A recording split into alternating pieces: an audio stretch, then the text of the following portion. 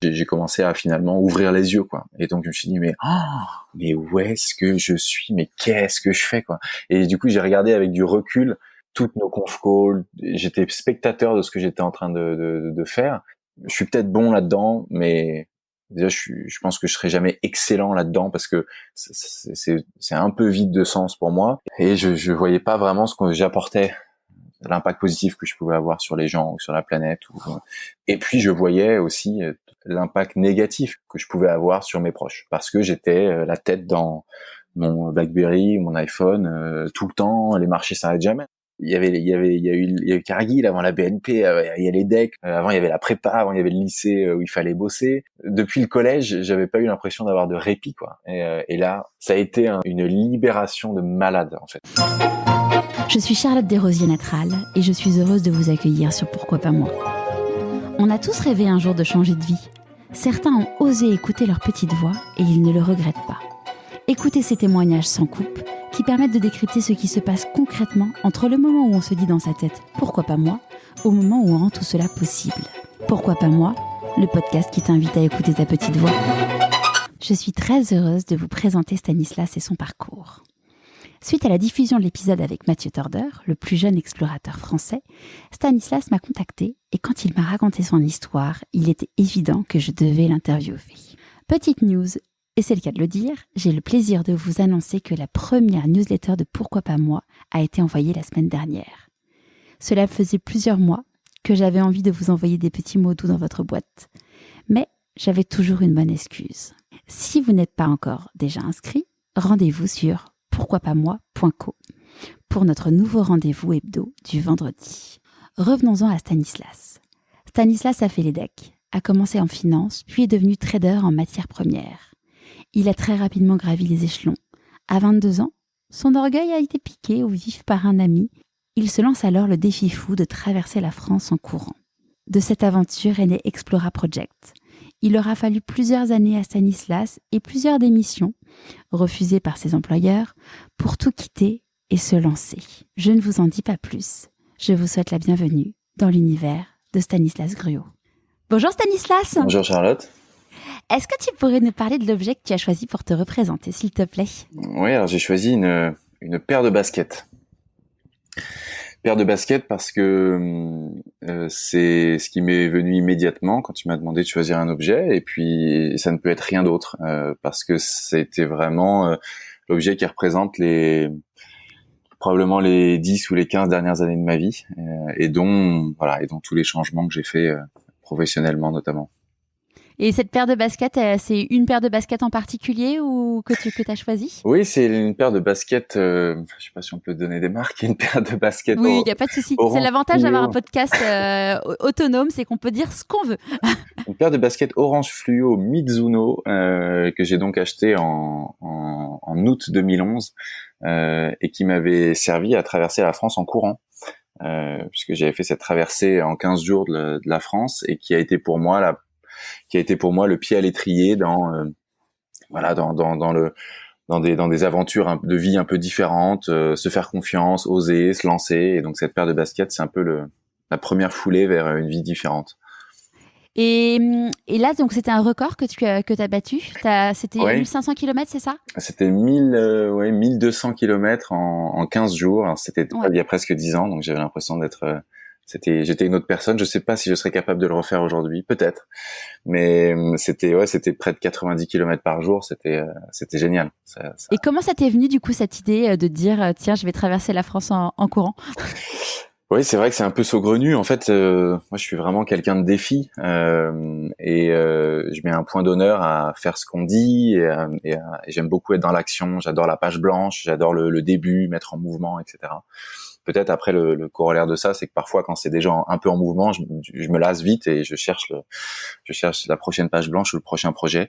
Et je crois à l'époque, c'était une discussion avec des amis où on disait un tel est sportif, un tel est pas sportif, et puis quelqu'un m'a dit mais toi tu fumes, non, t'es pas très sportif, et c'est vrai que c'était une période où je fumais un peu et je m'étais dit mais ça y est, je suis casé dans une case pas sportif alors que toute ma vie je l'avais mis je dois être quelqu'un de sportif, et ça m'avait presque vexé. Je me suis dit je suis donc sur une mauvaise trajectoire depuis quelques mois, depuis où finalement je fais que bosser, et puis j'ai oublié ce pan de ma vie qui était important pour moi, et je me suis dit non, ça c'est pas possible, il faut changer ça.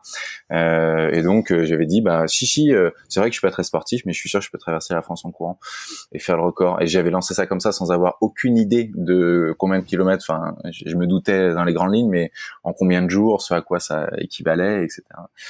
Et puis j'ai googlisé, et je me suis dit waouh, ça va être technique. Et puis et je me suis lancé là-dedans 3 mois après. En fait, ça a été T'avais vraiment. quel âge? J'avais 24 ans.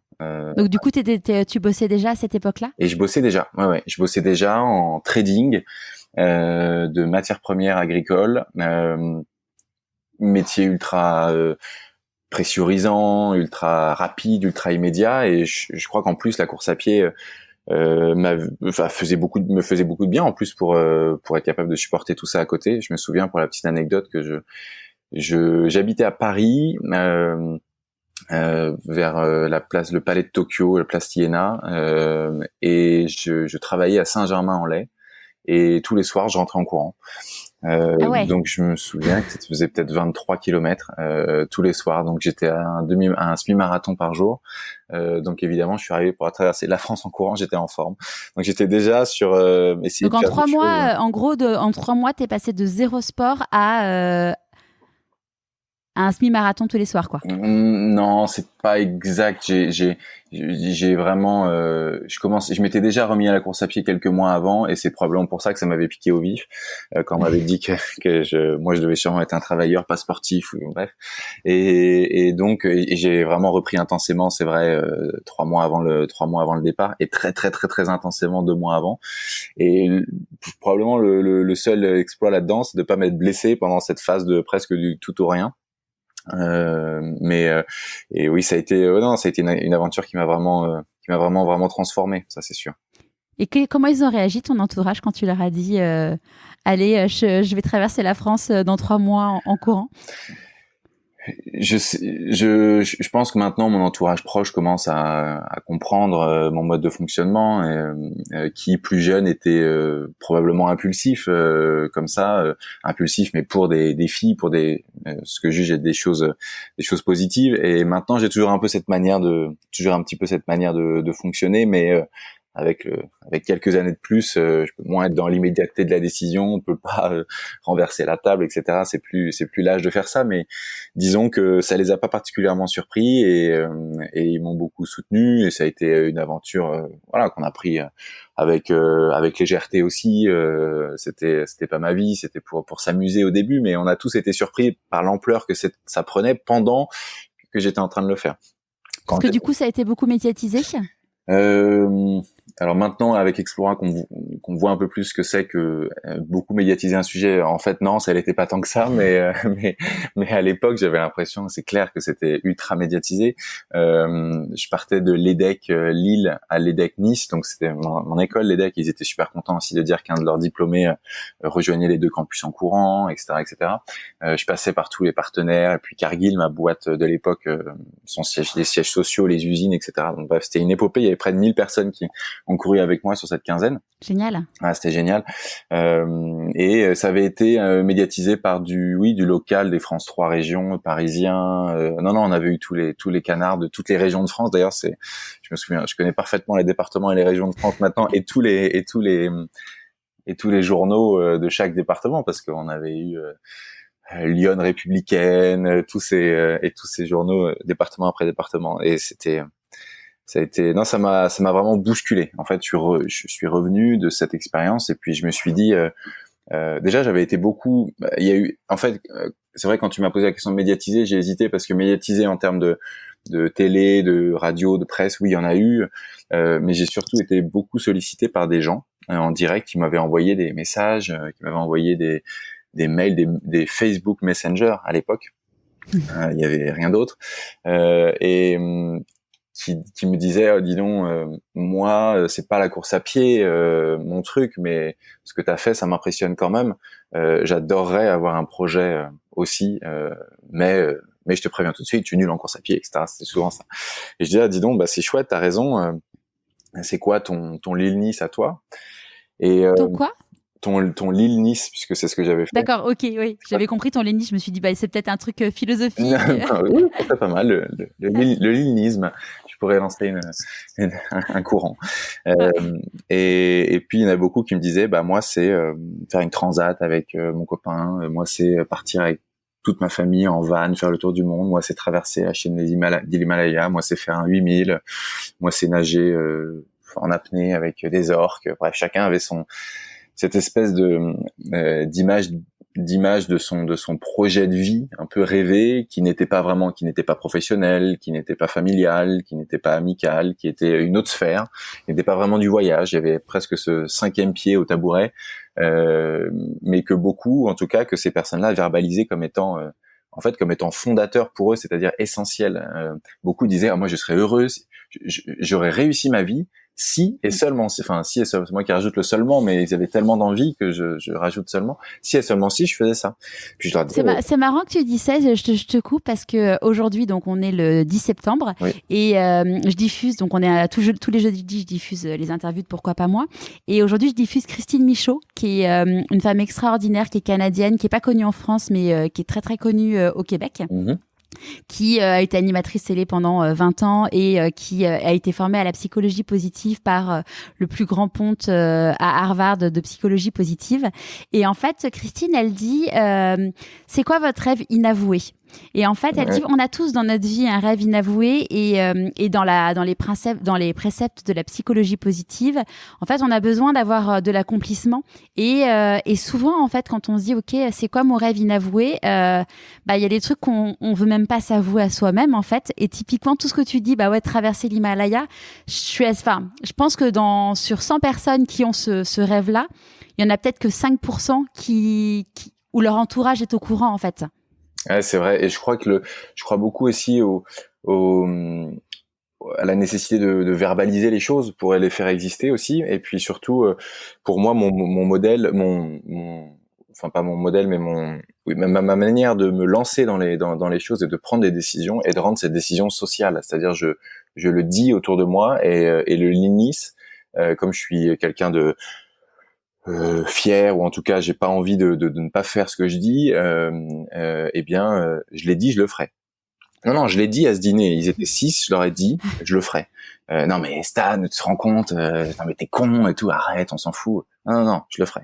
Alors c'est pas être entêté, je parle pour certaines décisions bien sûr, mais et je crois que le dire maintenant, et c'est exactement ce qui s'est passé plus tard, et on l'abordera, mais dans tous mes changements, j'ai commencé par stand-up, par me mettre debout et dire autour de moi, qui que ce soit, parfois d'ailleurs des inconnus,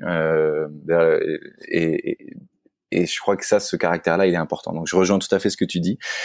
Et sur ces échanges-là et ces personnes-là, donc leur rêve inavoué, comme tu le précises, c'était exactement ça. Je me suis dit, mais dis donc, c'est quand même marrant. Est-ce que c'est parce que j'ai fait l'Île-Nice que les gars ils sont tous à me dire que leur rêve inavoué, c'est quelque chose qui a trait à l'aventure?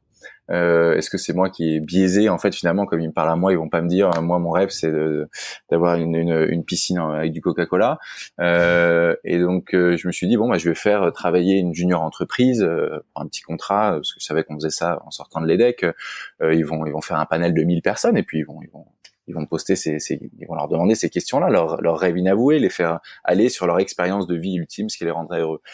Et les résultats étaient presque encore plus impressionnants que ce que j'avais, que mon intuition en échangeant avec ces gens-là. C'était que finalement, il y avait 80% du panel qui tenait dans 3 types de rêves inavoués.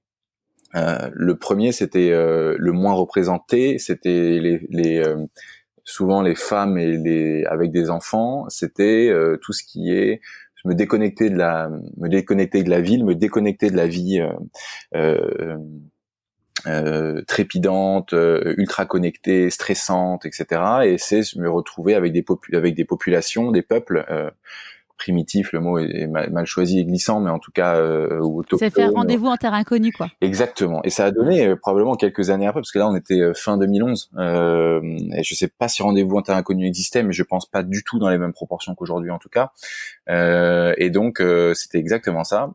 Et le deuxième panel, qui était plus des hommes testostéronés 30 ans, c'était me retrouver face à la nature et voir ce que je vaux, etc. Ce qui était, je pense, hérité à l'époque de Man Against Wild, qui existait déjà au Royaume-Uni avec Bear Grylls, et qui nous a donné médiatiquement Mike Horn et toutes les émissions qui ont suivi. Et puis le plus gros panel, c'était l'exploration, c'est-à-dire des voyages d'aventure de A à B. Les gens se figurent beaucoup un rêve inavoué qui est par théorie, par définition un petit peu vague. Souvent, il était un petit peu vague, puisqu'ils l'ont verbalisé, ils l'ont rarement verbalisé, donc ils n'ont pas eu besoin de l'exprimer clairement. Et donc, ils se représentaient beaucoup plus facilement de A à B, voilà, dans une image de l'esprit. Et donc, c'était, par exemple, de Rio et puis en fait, finalement, ça faisait une aventure. J'ai dit, vas-y, fais-le. Et de ça, je me suis dit, dis donc, il y a la nécessité pour a priori la majeure partie des gens d'avoir un rêve inavoué, et il se trouve que en majorité ce rêve, c'est de faire de l'exploration. C'est peut-être une fois dans leur vie, et là dans ma tête en 2012 j'ai en fait lancé Explora. Je me suis dit, j'avais déposé la baseline qui était Life Changing Experience Agency. Donc c'était en fait finalement on va vous aider à faire ce changement, à faire ce rêve inavoué. Avant qu'on parle d'Explora, j'aimerais bien qu'on remonte en arrière. Et après, on y bien reviendra. sûr, oui, bien sûr. Juste une petite question par rapport à un truc qui m'a surprise quand tu disais, en fait, en gros, t'as décidé en 3 mois de courir, donc déjà te préparer physiquement, et que t'avais 1000 personnes qui ont couru avec toi. Comment t'as fait? Parce que t'étais quand même trader, donc avec un rythme de malade en termes de boulot. T'as été aidé du coup sur la construction du projet pour pouvoir justement t'arrêter à chaque point. Non, j'ai vraiment tout fait tout seul. Après, je suis organisé. J'adore l'événementiel, organiser ça. Et j'ai eu la chance avec un super copain Benjamin qui a d'ailleurs une très belle boîte qui s'appelle Monsieur Marguerite, de livraison de fleurs à domicile, et qui était un de mes copains de l'EDEC. On était tous les deux présidents de la course croisière de l'EDEC, je sais plus quelle année, mais 2009.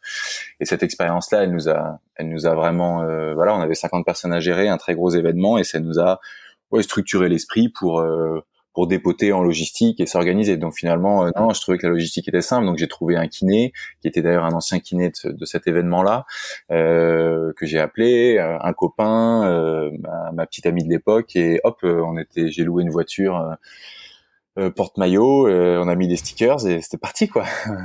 Et donc non, j'avais appelé, tout ça s'est fait très très vite. Je savais comment on faisait des dossiers de partenariat, justement, avec cette époque de la course croisière de l'EDEC, où c'était notre gagne-pain à l'époque. C'était comme ça qu'on se rémunérait majoritairement, en plus de ce que les participants réglaient. Et donc du coup, je savais comment aller. T'étais rodé. Et voilà, donc j'avais fait ça, j'avais trouvé. En fait, j'avais commencé à faire mon tour à la Défense. J'avais peut-être 8 ou 10 000 euros déjà. J'avais pas besoin de beaucoup plus, pour être honnête. Et puis mon employeur m'avait dit, mais t'es arrivé tard ce matin. Et je leur avais dit, oui, vous savez, pour ce projet, j'ai besoin d'un peu d'argent. Et il m'a dit, non, tu retournes bosser. Et t'as besoin de combien? C'est comme ça que ça s'était fait. Donc finalement, c'était mon employeur qui était mon sponsor. C'était un peu bizarre. Et bref, et donc non, la logistique était assez simple. J'avais mis des étapes chaque jour, et comme justement c'était pas ultra préparé, il y avait pas de plan B. Donc en gros, je disais non, j'ai réservé dans l'auberge des Deux Castors là. Vous êtes gentils, il faut qu'on y arrive ce soir. Il y a pas le choix, quoi. Mais Stan, il est 20h, il y a encore 50 kilomètres. Oui, mais bon, j'ai déjà payé, vous faites chier, donc on y va, quoi. Non, mais attends, c'est 13 € la nuit, on peut prendre un autre. Non. Et du coup, c'était rigolo parce on a dormi 14 fois là où on avait prévu de dormir. Et comme j'avais fait un gentil Google Maps, Lille, Nice, hop, divisé par 15 chaque jour, ça donnait notamment dans les Alpes, des étapes qui n'avaient absolument aucun sens. Aucun sens. On a fait des arrivées à 4h30 du matin pour théoriquement repartir le lendemain à 9h30. Enfin, c'était Mais ça, c'est comme ça que ça s'est fait. On l'a fait comme c'était écrit sur le papier. C'était rigolo. Et puis c'est comme ça qu'on apprend. Oui, exactement. Et du coup, pour revenir sur le petit Stanislas, où est-ce que tu es né, où est-ce que tu as grandi? Alors, je suis né à Versailles, les Yvelines, et j'ai grandi à Versailles également. Je sais pas si je suis un pur produit du cru, mais probablement mes proches disent que si, puisque j'y suis resté jusqu'à la fin de ma prépa. Donc ça fait quand même un bout. Donc avec son lot de scoutisme, son lot d'enfants de cœur, son lot de valeurs partagées et aussi beaucoup de respect de l'autre, de respect de l'autorité, de partage, de vie en communauté, d'ouverture d'esprit, et puis donc d'un milieu ni très aisé ni simple, d'un milieu de parents travailleurs. Ils faisaient quoi du coup tes parents?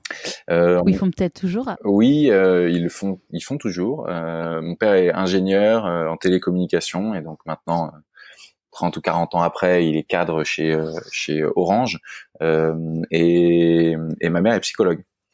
D'accord. Ouais, elle était graphologue et psychologue. Elle a repris des études un peu après la naissance de ma petite sœur. On est 4, la chance d'avoir 3 sœurs, et donc moi je suis le 3e, et la naissance de ma petite sœur, elle a recommencé vers 35 ans, je crois, 37 ans, et psychologue aujourd'hui. Donc toujours. Donc t'as vécu le changement de vie de ta maman.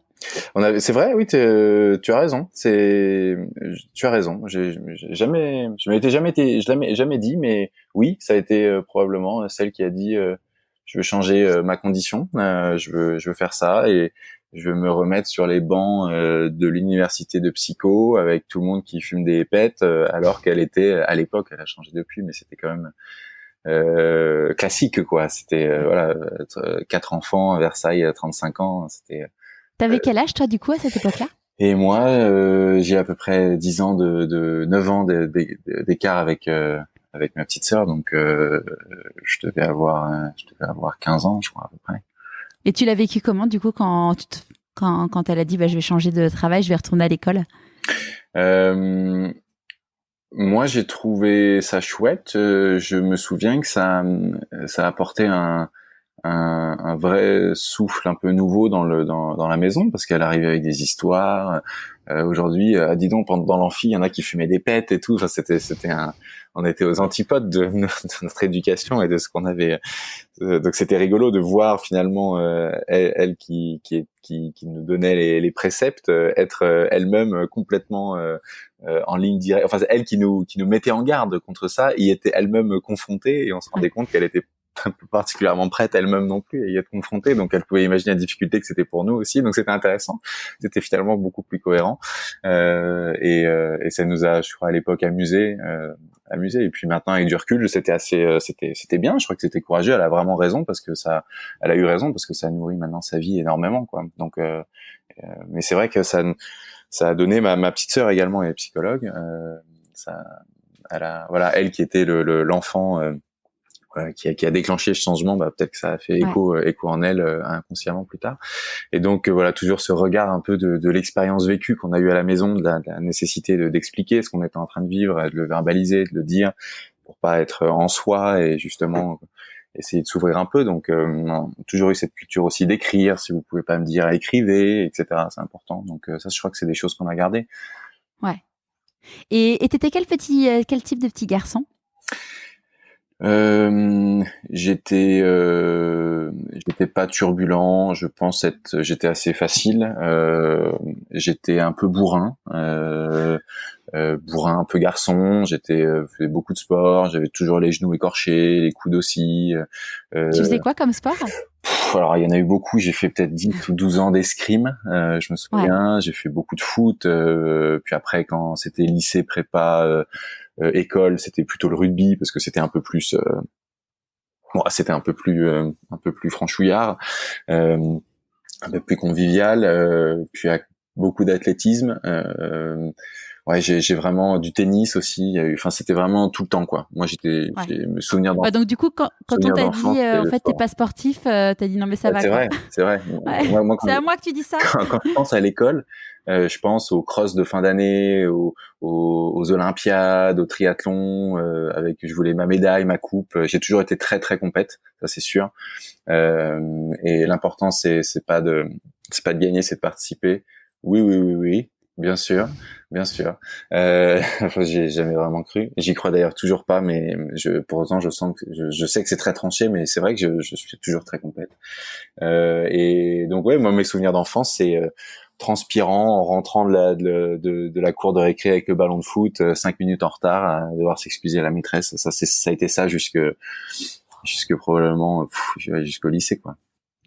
Et quand tu étais petite, tu te disais quand je serai grand, je ferai quoi? Je me disais quand je serai grand, je serai tireur d'élite. Okay. Ouais, très bizarre, j'ai conscience.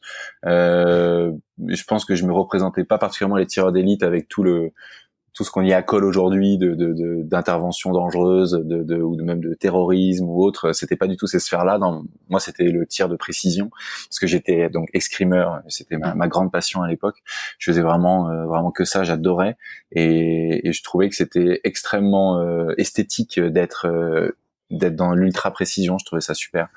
Et puis j'avais une certaine fascination, pas pour les uniformes, mais pour ces hommes masqués, pour espèce de culture un peu du clan, du secret. Je trouvais ça m'a beaucoup fasciné. Donc j'ai toujours été, il y a eu ça, puis j'ai eu escrimeur professionnel. J'ai eu ça en tête longtemps, parce que pareil, je trouvais que c'était un sport aussi qui était très esthétique, et je trouve toujours un passant qui danse, etc.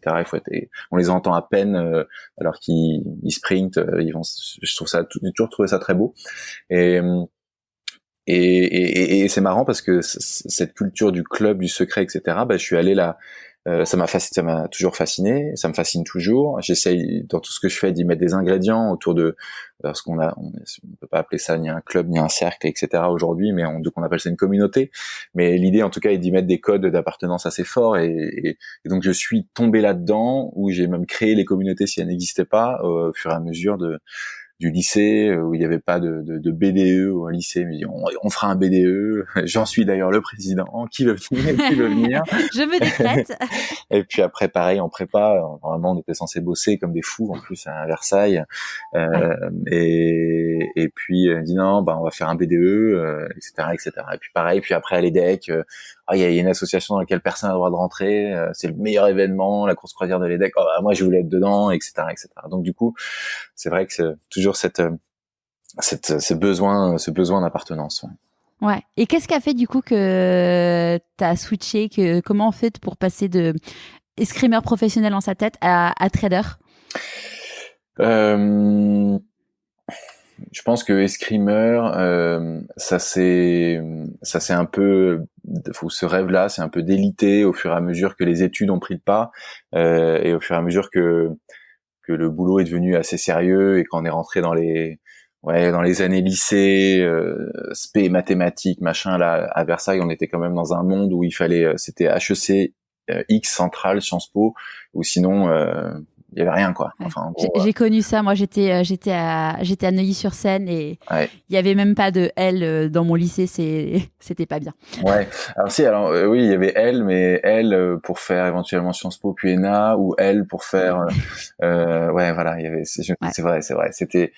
C'était peut-être, je sais pas si c'était un mal pour un bien, je me pose encore la question. Et puis on en reparlait avec ma femme l'autre jour, on se projetait un peu loin sur les enfants, et on sait pas, je sais toujours pas en fait si c'est un bon modèle, je sais pas, parce que je trouve que c'est aussi très réducteur, et puis que c'est très jugeant, et jusqu'à peu, j'étais presque incapable de recruter quelqu'un qui avait pas fait une grande école. Puis je me suis dit, mais c'est pas possible, t'es vraiment con, arrête, sors de ça, c'est pas possible. Et bref. Comment je pense que c'est un petit aparté, je pense que c'est un vrai sujet, parce que tu vois, nous pendant le confinement, en gros on a vécu, moi j'ai grandi à Neuilly, après on est parti vivre à Marseille quand j'avais 25 ans, on y est resté 8 ans, et on est retourné à Paris les 5 dernières années. Et pendant le confinement, moi j'ai dit à mon mari, c'est bon quoi, on était à la campagne en confiné.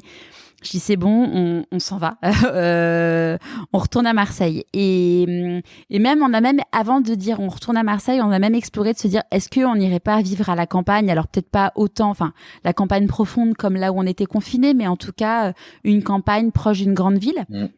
Et moi, c'était un gros sujet parce que j'ai été façonnée par, en effet, les meilleures écoles, elles sont à Paris ou proche banlieue. Enfin, et en fait, mon mari m'a dit, attends, regarde-moi. Enfin, lui, il a grandi à Alençon. Il a pas, enfin, et aujourd'hui, il a créé sa boîte, sa cartonne. Enfin, et il me dit, regarde juste autour de nous, en fait, tout le monde n'a pas. Il y a des gens très bien, et même potentiellement les gens les plus successful dans notre entourage, ils ont pas, ils ont grandi à la campagne, en fait, enfin, ou en province, et pas dans des très grosses villes. Et c'est vrai que quand t'es parent, tu dis putain, tu veux le meilleur pour tes enfants, c'est sûr. Et du coup, je pense que c'est un vrai, enfin. Et puis je pense aussi clairement que ça va pas à tous les enfants. Enfin, tu vois, moi je sais que j'ai pas fait, j'ai failli faire une prépa et au final je me suis dit non parce qu'en fait je me suis dit c'est pas pour moi et heureusement parce que ça m'aurait encore plus broyé finalement. Mais c'est vrai que c'est un vrai. Ouais, non, c'est un vrai sujet. Et puis je pense même qu'il y a le corollaire dans l'entreprise. En fait, c'est quand on sera capable de remplacer, sur la discussion qu'on avait avant, le succès académique par le bonheur des enfants. Parce que c'est ça, en fait, un enfant heureux, il fera un beau métier. Enfin, il n'y a pas de doute, en fait. Ça devrait être ça l'indicateur. Et quand on sera capable de transformer le chiffre d'affaires en impact positif pour la planète, pour les entreprises, c'est une autre manière, c'est vrai, de voir les choses, qui est moins capitaliste, qui fonctionne mieux, mais par contre, qu'il est beaucoup plus difficile de piloter.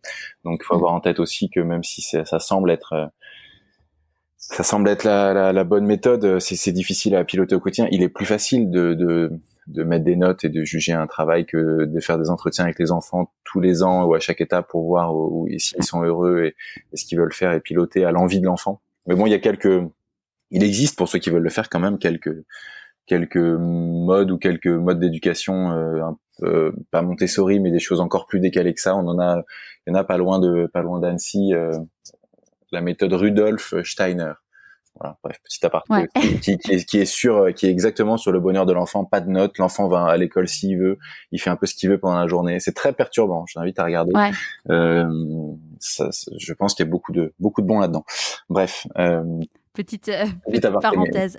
Pour comment est-ce que j'en suis arrivé à être trader? Et finalement, avec un des défauts que j'ai, qui est compliqué à gérer et que j'essaye de juguler au maximum année après année, c'est l'importance du regard des autres. Vu le succès d'Instagram, je pense que je ne suis pas tout seul, mais c'est une plaie. C'est une plaie absolue. Finalement, on en oublie ce qu'on est en train de faire, pourquoi on le fait, et finalement.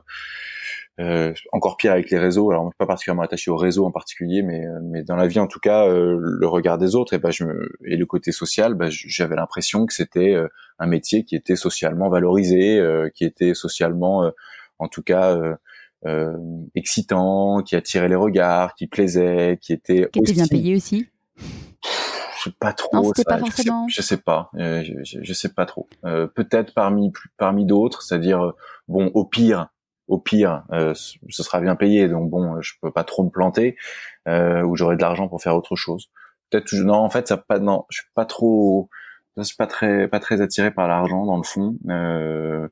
Et donc, mais par contre, je me disais, c'est vrai, au pire, je pourrais utiliser cet argent pour faire vraiment ce qui me plaît. Parce que je savais quand même que ça allait être une phase et que je me voyais pas faire ça toute ma vie. Donc j'ai commencé, j'ai été pris direct après la présidence de la course croisière, tout de suite en CDD à l'époque à la BNP, l'année post Lehman Brothers en trading d'actions. Aucun sens, année lunaire, je sais pas, tout allait à volo, et j'ai trouvé ça excitant, différent chaque jour, violent dans la manière de considérer l'information, les gens, les timings de décision, les conséquences. J'ai trouvé ça vraiment, je m'étais pas projeté le monde du travail comme ça, du tout. On se le projette toujours un peu avec le regard de ses parents, qui m'ont été calmes, à l'aise, qui ne remontaient aucun stress de leur vie professionnelle à la maison. Je les en félicite d'ailleurs parce que je vois que c'est pas facile maintenant que j'y suis moi-même confronté. Et donc pour moi c'était pas ça en fait bosser, c'était une espèce de cours de récré, c'était à moitié Donc t'es près des clichés des films de trading que les gens imaginent. Et puis je me suis dit, en fait, je peux pas faire ça ici, je peux pas faire ça déjà sur le trading d'actions, c'était que des ingés qui étaient ils avaient leur macro, moi j'étais nul à tout ça, Excel, les calculateurs, les machins, je trouvais ça vraiment nul. Et je me suis dit, bon, en plus je vais pas être bon sur le long terme, c'est hyper perso. J'aime pas les vibes. Par contre, il y a quelque chose qui me plaît, c'est cette instantanéité, cette nécessité de prendre des décisions rapides, etc. Je trouve ça super cool. Et puis à une soirée vers entre 4 et 5 heures du matin, je discute dans une cage d'escalier avec un gars qui était avec moi à l'EDEC. Il dit content de te retrouver, etc. Un mauvais whisky coca à la main, et il me dit tu fais quoi? T'es à la BNP? Moi je suis chez Cargill. Et puis je me souviens, il m'explique avec des tucs sur les marches de l'escalier ce qu'il fait en fait. Et il me fait un schéma et il me dit, tu vois, le monde a besoin de manger. Il commence comme ça. Je dis oh là là. Et donc il met des tucs, etc. Il dit voilà, ici il y a la nourriture qui est là sur les pays. Moi mon boulot c'est de faire. Et puis en fait il m'expliquait avec des tucs comment il alimentait des zones de surplus, comment il alimentait des zones de surplus, les zones de déficit, et comment son métier était de juguler les prix et de faire de bouger des marchandises physiques sur des bateaux avec des vraies contraintes logistiques, tu vois, des vrais bonhommes, des vraies choses de la vie, pas des actions à la con, etc. Et puis c'était basique, pragmatique, puis ça m'a parlé et je me suis dit, dis donc, ouais, ça a l'air super bien, puis ça a l'air d'être un peu multitâche, on n'est pas que dans l'évolution du prix, il y a de la contrainte réelle, physique, puis c'est vrai, en fait, le blé, il faut l'emmener au plus vite vers les gens qui en ont besoin. Et en fait, ça m'a complètement convaincu. Et puis je me suis dit, mais cet homme est un humaniste, en fait. Je sais pas, ça a changé ma vision du métier complètement. Bon, fin de soirée, ça restait dans ma tête. Et puis le lendemain, il me forward un mail et il me dit, tiens, c'est rigolo, il y a un gars sur le desk qui cherche un junior. T'as qu'à lui envoyer un mail. Puis je suis rentré en fait, c'était une place pour un gradué de programme. Donc en fait, c'était tout un process de recrutement qui a duré longtemps. Ouais. Puis j'ai été pris. Donc je suis rentré, ils avaient un poste, donc j'étais pris sur ce job de junior, ou de gradué de programme trader chez Cargill. Et puis j'y suis resté. Il y a une première phase en France où finalement c'est toujours un peu un concours de chance, mais j'ai eu un boss qui était exceptionnel, Pierre Collinet, qui est toujours d'ailleurs chez Cargill, donc qui est attaché à faire grandir vraiment son équipe, et à partir du moment où il pense que quelqu'un dans son équipe n'a plus assez de place, et il s'efface. Donc un jour il m'a dit écoute, je pars à Amsterdam. Je dis pourquoi? Parce que c'était pas je te fais de l'ombre sur le desk, mais tu grandiras mieux si je suis pas là. C'est beau. C'est carrément beau, ouais, parce qu'en plus à Amsterdam, il avait pas de boulot. En fait, il a une mutation interne chez Cargill, mais il était dans un job in between. Donc ça pouvait pas être un mouvement de carrière pour lui en fait. Donc c'était vraiment pour les autres, quoi. J'ai trouvé ça fou. Du coup, je suis devenu chef à sa place en 1 an et demi. Enfin, j'étais là depuis 1 an et demi, et puis ensuite, mon N+1 est parti et a fait un peu pareil. Et je me suis retrouvé boss du desk. Ça avait assez peu de sens. Et donc en 3 ans, je me suis retrouvé responsable du trading pour la France. Et puis j'ai été appelé en Europe. Et puis j'ai fait pareil en Europe. Et donc ça allait tellement vite que j'ai eu du mal. Là, j'ai commencé en 2011. Donc j'ai fait ma traversée de l'île-Nice dans cette première année où j'étais à Paris et où cette personne a été mon boss. Et puis et après, c'est vrai que ce projet d'Explora qu'on a évoqué ensemble, j'ai eu beaucoup de mal finalement à sortir de la moulinette parce que j'étais dans une espèce de méritocratie. Parce que du coup, tu as eu l'idée t'as monté le projet en parallèle de Cargill. Ouais, j'ai monté le projet. Non, j'ai gratté des calepins. Ouais, j'ai gratté des calepins. J'ai gratté un gros bouquin de peut-être, je sais pas, 200, 300, 400 pages. J'écrivais dans le RER le matin, parce que le matin j'allais en RER et le soir je rentrais en courant. Et du coup je grattais ce que pouvait être Explora, ce que ça allait apporter aux gens, et puis après plein de trucs. Est-ce qu'on allait à des programmes d'ambassadeurs, la tête du logo, n'importe quoi. Ça partait sur mon envie du jour. Il y a énormément de choses de ce calepin qui existent aujourd'hui en fait. Et quand dans ma tête on me dit Enfin, quand on me dit, dis donc, c'est allé super vite, ça a lancé la pouf tout de suite et tout, et en fait, c'est calepin, quoi. En fait, il y avait tout dedans, quoi. Bon, bref, ça a été. D'où l'importance de noter. C'est vrai que quand on a des projets, on note. Enfin, moi, je sais pas. J'ai beaucoup d'idées. Et un jour, mon mari m'a dit, mais parce qu'aujourd'hui, j'ai pas pour le projet, j'ai énormément d'idées. Mais bon, bah, il y a des bons moments pour faire les choses. Il m'a dit, tu te crées un fichier où tu mets j'ai une idée. Donc j'ai mon petit fichier j'ai une idée. Et dès que j'ai une idée qui arrive en tête, je la note. Et alors j'ai une liste de choses que j'ai envie de faire. Mais c'est vrai que souvent, sinon, on oublie. Donc Ouais. en effet, le concept du petit cahier, ou d'un fichier, c'est hyper important pour pas perdre le fil parce que le jour où on est prêt à appuyer sur l'accélérateur, c'est parti, quoi. Mais et je suis tout à fait d'accord. Ça rejoint ce qu'on disait dans l'idée de verbaliser ses envies. Et ben là, de la même manière, c'est les coucher par écrit. Puis on se rend compte, voilà, on connaît bien l'adage qui se conçoit bien s'énonce clairement, et les mots pour le dire viennent aisément. Donc, c'est-à-dire que si c'est pas clair à l'écrit, c'est qu'en fait l'idée elle est floue. Et donc ça nous aide beaucoup aussi, je trouve, à améliorer. Donc c'est vrai que ces petits calepins là, sur le trajet du RER A, entre Étoile et Saint-Germain-en-Laye, pendant 3-4 ans, de 2011 à 2014, jusqu'à mon déménagement à Genève. Ça a été, c'est là qu'Explora en fait s'est monté. Mais j'ai posé une dème en 2013. Ouais, justement, comment ça s'est passé du coup? Enfin, juste avant, donc tu as quitté Paris pour Genève. C'était pour des raisons professionnelles? Oui, bah en fait, j'ai été muté au sein de Cargill. Je suis passé de responsable de la France à responsable de l'Europe sur mes Ok. produits. Et donc j'ai postulé en interne, pareil, des entretiens, puis j'ai été pris. Et en plus, je pense que bon, comme j'avais posé une démission 6-7 mois avant d'avoir postulé, qu'ils avaient refusé. Moi, c'était pour lancer Explora, hein, déjà. C'était Donc 7 mois avant d'avoir cette ouais. promotion où t'avais dit je démissionne et on t'a dit non. Ouais, on m'a dit non, non, non, on a un truc vachement mieux pour toi. Pourquoi tu veux démissionner? Bah parce que j'ai un autre projet à côté. Ouais, ok, bah fais toutes les courses que tu veux, toutes les aventures, tous tes délires là, on les finance. Prends les jours de congé que tu veux, c'est ok, on te les offre.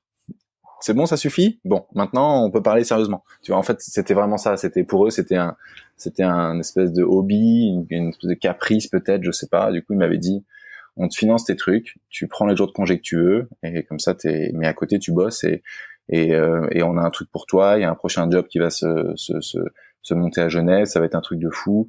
Bon, après j'ai postulé, probablement j'étais déjà pris avant d'avoir postulé, j'imagine. Bon, c'est commencé dans ces boîtes-là, c'est souvent comme ça que ça arrive. Le job est posté, mais on sait déjà qui va être pris.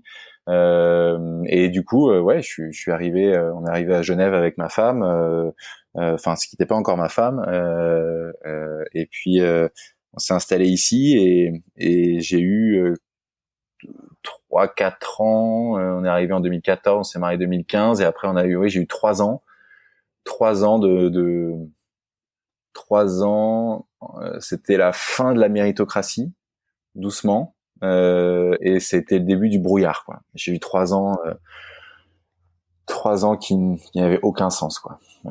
Parce que Parce que, alors c'est probablement si des anciens collègues écoutent ça, ils diront bah il est dur de dire que ça avait aucun sens, mais a posteriori ça n'en avait pas, mais étape après étape ça avait toujours du sens. Quand on est de l'intérieur, ça a beaucoup de sens. D'ailleurs, ça a sûrement encore beaucoup de sens pour eux maintenant, qui iront bosser lundi. Et je respecte ça, mais avec du recul, déjà c'est permanent dans mon boulot aujourd'hui aussi, dans ma tête en permanence, je réfléchis Explora, mais c'est dans une énergie qui est assez positive. Je trouve que là euh, c'était une espèce de fuite en avant permanente de l'information qu'il faut. En fait, le temps ne s'arrête jamais. Ça je trouvais ça épuisant en fait. Le temps s'arrête jamais parce que les marchés ne s'arrêtent jamais. Parce que tout va tellement vite qu'on ne peut pas prendre 2 jours pour réfléchir sur ce qui s'est passé, parce que sinon on est en train de rater 2 jours où on aurait pu faire des millions. Et c'est d'ailleurs souvent les jours où on en perd des millions, donc on aurait mieux fait de regarder, enfin bref, de faire autre chose. Mais j'ai trouvé que c'était on est ouais, c'est l'image de la petite souris dans la roulotte en fait. C'est-à-dire que le hamster. du petit hamster, c'est Ouais. sans fin en fait. C'est sans fin et à partir en fait le but pour dans ce genre de métier, c'est pour eux, c'est de créer toute l'enveloppe la plus lisse possible pour que les traders puissent être uniquement focus sur faire tourner la roue plus vite, quoi. Donc il y a jamais de temps d'arrêt, il y a jamais de pause, il y a jamais de look back, il y a jamais de feedback d'ailleurs. C'est les chiffres qui parlent. Donc on est chaque mois évalué sur le P&L, quoi, sur le profit and loss qu'on fait, et donc c'est ultra jugeant. Mais moi qui étais dans la compète, ça me posait pas de soucis. J'étais nourri à ça pendant toutes ces années. Et à partir du moment où je me suis rendu compte que quels que soient en fait, c'était Cargill m'a nourri parce que c'était de la méritocratique. J'ai trouvé ça génial. J'étais tout jeune, ils m'avaient mis responsable, ils s'en foutaient. Ça se passe bien, tu restes. À partir du moment où on est passé pour moi sur le poste que j'avais de trading en Europe, c'était, je trouvais moins méritocratique. On commençait à, voilà, il y avait le boss qui avait ses têtes. Bon, moi j'étais, je sais pas, j'ouvrais peut-être un peu trop ma gueule. J'étais peut-être pas je voulais montrer que j'étais pas dans le sérail, que peut-être je ferais pas ça toute ma vie. J'étais peut-être moins rassurant pour lui que d'autres. Et donc, ouais, j'ai pas trop été, je sais pas, j'étais peut-être trop jeune pour le truc et ma tête lui revenait pas. Et j'ai trouvé que c'était plus méritocratique. Ce temps-là était fini. Ouais. Et puis quand on est moins embarqué, même si on se donne toujours autant, on est souvent moins bon parce qu'en fait, on a moins la flamme. Ouais, je suis d'accord. Là, pour moi, le déclic, ça a été sur l'année où j'ai fait les résultats qu'on m'avait demandé de faire à ce poste en Europe. Je me suis dit jamais je partirais sans avoir fait un tour de piste complet pour être sûr que je sorte pas aux yeux des autres. On en revient à ça. Et puis moi, si le choix de vie d'après venait à se compliquer et que je devais revenir là-dedans, je devais être sûr que je suis pas grillé. Et voilà. Donc je me suis dit, je vais faire un tour de piste. Donc j'ai fait un tour de piste. J'ai fait sur ce job-là. Et puis j'ai vu que c'était jamais assez, il y avait toujours quelque chose, il y avait autre chose, c'était ça c'est bien, mais donc next year machin, j'étais là bon ouais, c'est sans fin quoi, on va jamais en finir, et finalement c'est vrai que c'est un coup d'arrêt. Il y a eu un environnement qui a été différent, mon N+1 et N+2 quasiment un alignement du 1 à 3 qui était plus du tout inspirant en fait, qui étaient eux-mêmes un peu paniqués, dépassés, etc. Donc ça m'a pas particulièrement plu ni inspiré. Je me suis pas du tout projeté. Tu sais, on dit souvent, si tu veux être ton boss, c'est que c'est cool quoi. Mais si tu veux plus être ton boss, si tu te projettes plus du tout dans une progression dans la boîte, dans ce que tu fais, c'est quand même un bon moment pour se poser des questions.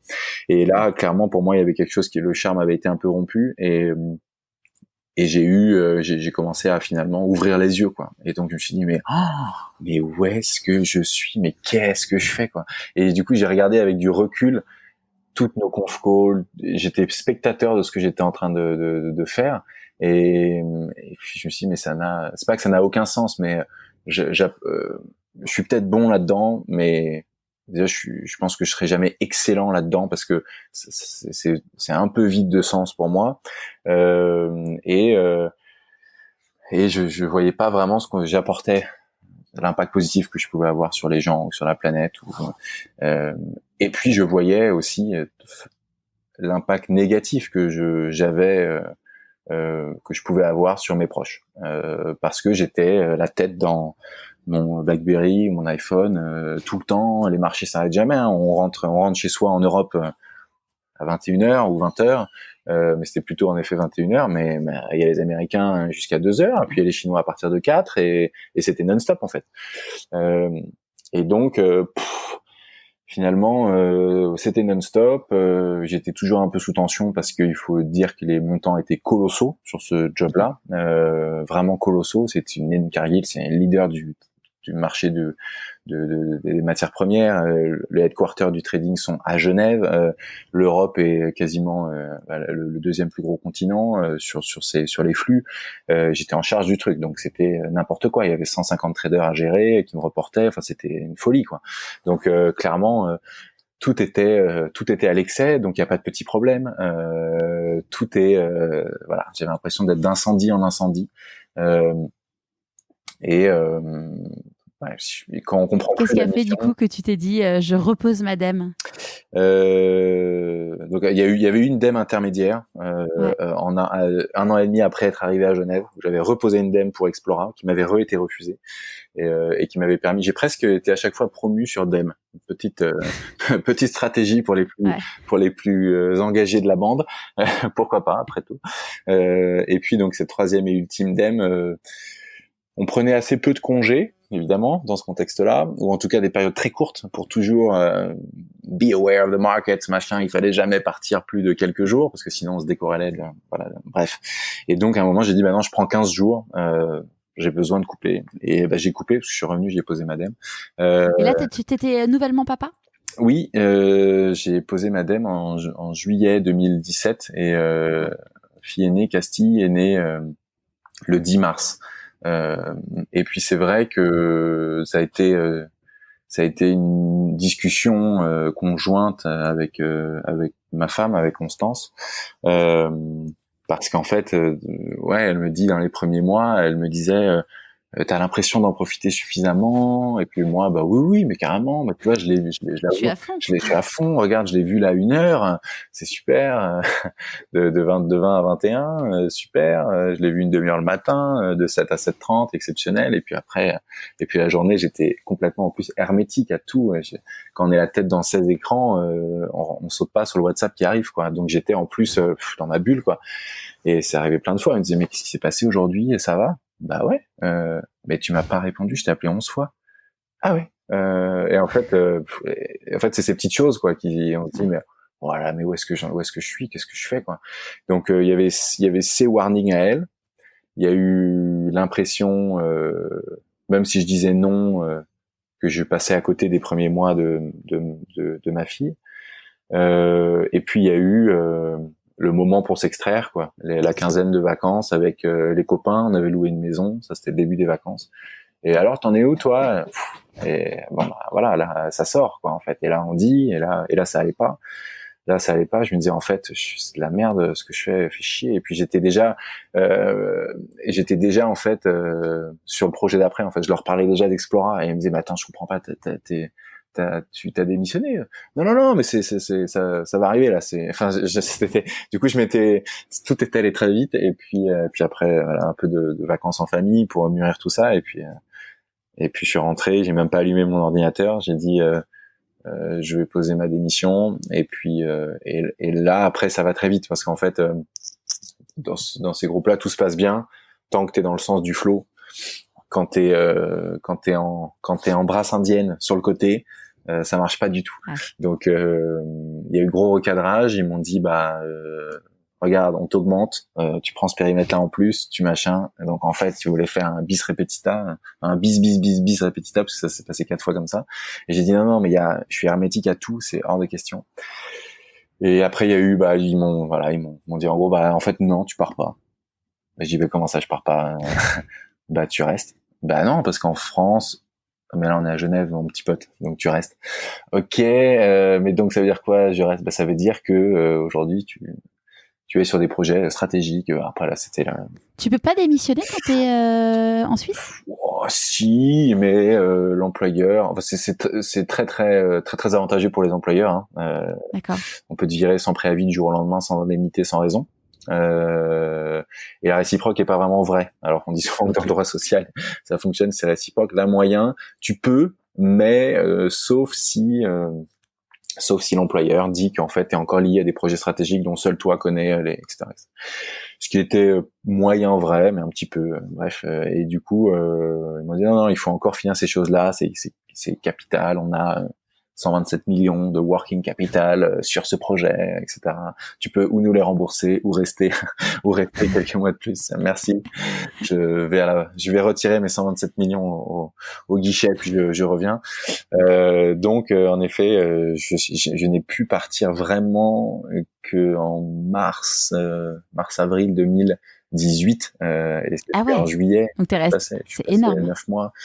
Dans un espèce de flou gris, puis après il y a pas la bonne personne, tu peux pas nous faire ça, puis après il y a eu de l'affect, quoi.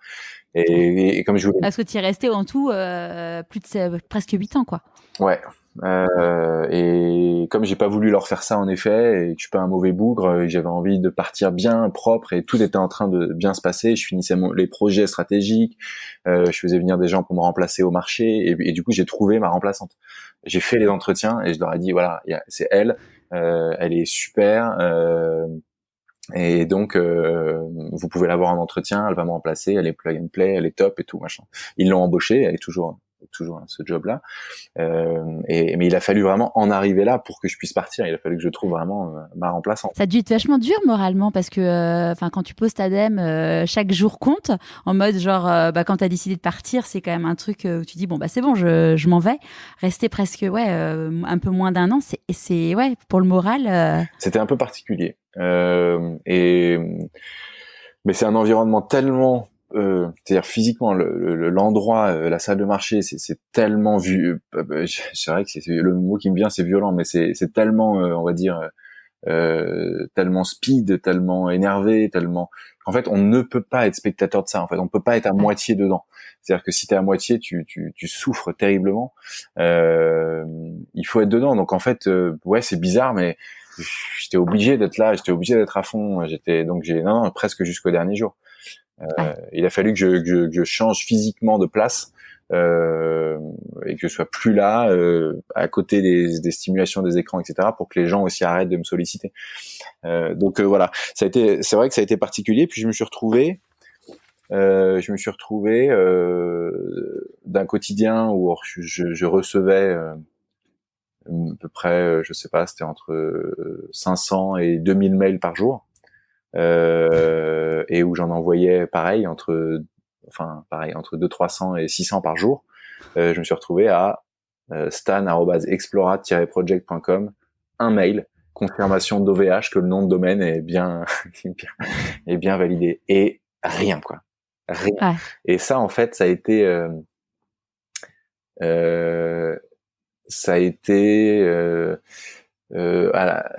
particulier. Je me suis mis dans un coworking, il y avait de la musique en fond, je commandais un café, j'ai l'impression de redécouvrir la vie quoi. Je regardais autour de moi en disant on est lundi à 14h, j'avais l'impression de faire l'école buissonnière, mais je disais mais ça fait en fait mais ça fait combien, mais j'ai toujours été dans il y a eu Cargill avant la BNP, il y a les decks, j'ai fait en mode speed sans césure en 3 ans, machin à fond.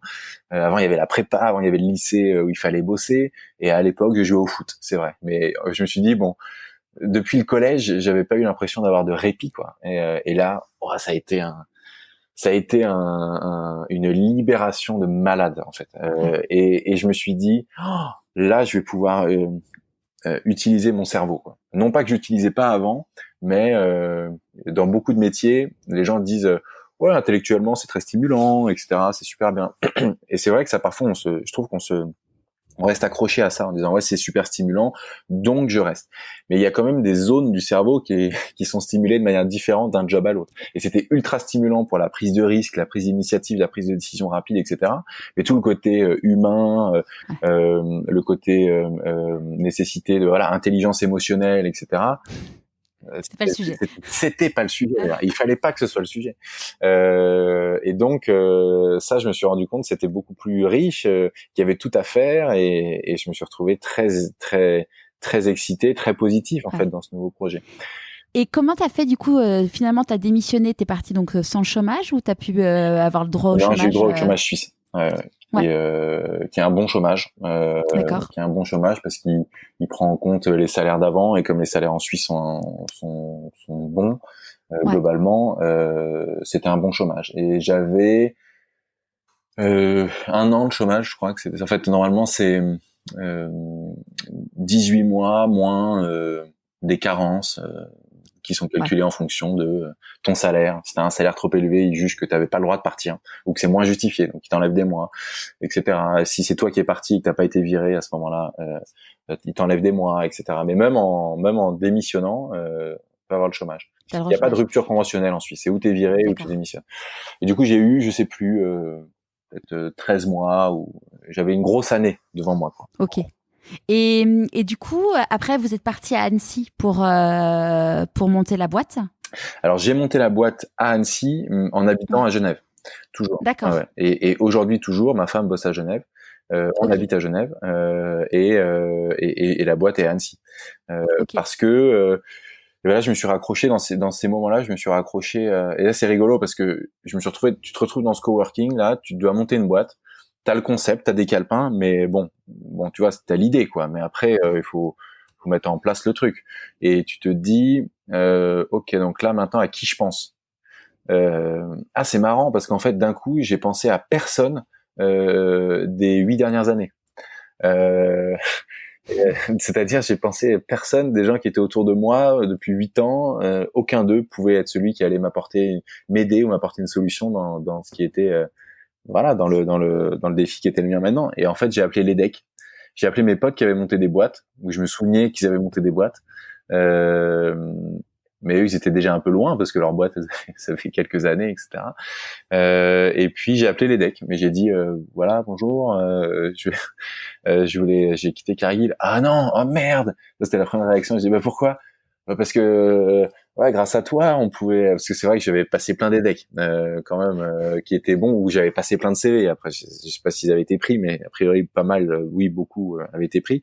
Donc du coup, c'était pour les decks une bonne porte d'entrée sur le trading. Et puis c'est vrai que je parlais du trading, des marchés sur le briefing de début d'année à les decks et tout. Et donc voilà, ça leur allait bien. Ça les arrangeait pas. Dans cette case-là, quoi.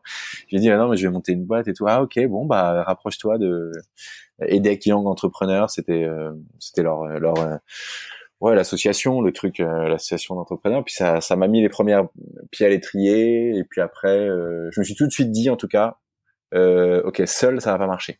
C'est-à-dire, je sais pas tout faire du tout. Et là, l'espèce de toute puissance dans laquelle il fallait être dans ma vie d'avant, là pour le coup, elle avait plus lieu d'être.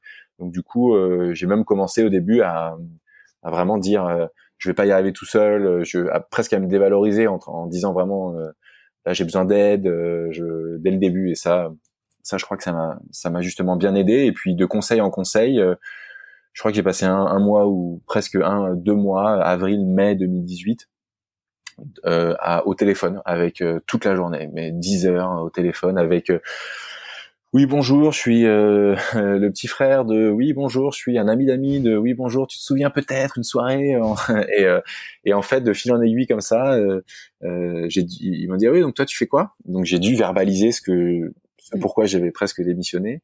C'était de moins en moins flou. C'est de plus en plus précis dans ma tête. Je disais bah, attends j'ai dit ça mais ça c'est une connerie, je peux plus présenter ça comme ça marche pas. Ou de temps en temps les gars me disaient ah c'est bizarre mais du coup tu fais exactement comme cette boîte. Ah merde, je croyais que j'avais l'idée du siècle. Et ça a été rigolo en fait. Ça a été 2 mois de confrontation, où j'ai commencé à écrire presque un pitch, un deck un peu de pas de levée de fonds, mais de présentation de ce que pourrait être Explora. Et puis j'ai rencontré Camille, qui est la première salariée Explora. J'ai fait un Skype avec elle. Elle avait fait l'EFAP, l'école attachée de presse à Lille. On aurait pu se croiser dans les années d'EDEC, mais on s'est pas croisés. C'était un ami d'un copain qui était avec moi à l'EDEC et qui m'avait dit tiens elle était pigiste pour Figaro Voyage. Elle avait un blog qui s'appelait Dans la valise de Camille. Elle adore les aventures, les voyages, les expéditions. Et je crois d'ailleurs qu'elle s'est reconvertie là-dedans. Je suis pas sûr. Tiens regarde, voilà son numéro. Les numéros, il me file un numéro non attribué. Je me dis bon, ça commence bien. Et puis je tombe sur elle via ces trucs, le Figaro, machin. Je tombe sur son nom, je regarde un LinkedIn, pas de LinkedIn. Bon, et puis j'arrive à trouver une adresse mail. Elle me répond, on fait un Skype. Elle était avec une peau de bête dans un tipi au fin fond du Canada. Et je me dis, et là visuellement, je vois la boîte que j'avais un peu théorisée. Je me dis, c'est la première image de quelqu'un qui était pas en polo, en chemise, en cravate. Hein. Elle était dans l'élément que je m'étais fantasmé. Quoi. Elle était dans les rêves inavoués. Et je dis, mais je crois même que j'étais complètement déboussolé. Je crois même que je les vous voyais. Elle m'a dit mais qu'est-ce qui t'arrive? Je dis oui c'est vrai, bonjour, salut. C'était, je m'attendais pas à ça. Et puis on a fait 2-3 heures d'échange. Puis après elle a pris un avion et puis elle est venue s'installer à Annecy pour lancer avec moi Explora. Donc je lui ai dit t'es responsable des expéditions. On va faire des expéditions, l'aventure d'une vie, la grande aventure. Et donc pendant 1 an on est un peu parti dans tous les sens. Moi, je Parce qu'il dit, du coup, au début, c'était quoi le concept et maintenant, c'est quoi? Au début, c'était au tout début, c'était self-guided extreme expeditions. Donc c'était des expéditions que tu fais tout seul, en autonomie. Donc c'est genre moi très dans la toute puissance, Mike Horn, tout le monde peut le faire. Moi, c'était un peu ça le pitch. Tout le monde peut faire ce qu'il fait, donc on va t'aider à t'y préparer. Toi, tu veux le faire, tu vas faire des modules, la préparation chez nous, et tu vas partir avec ta sarbacane en Amazonie, tu vas partir avec ta lance pour pêcher le poisson au Groenland tout seul, etc.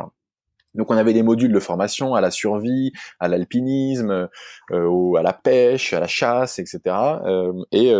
Pour ensuite se lancer dans une aventure sans guide.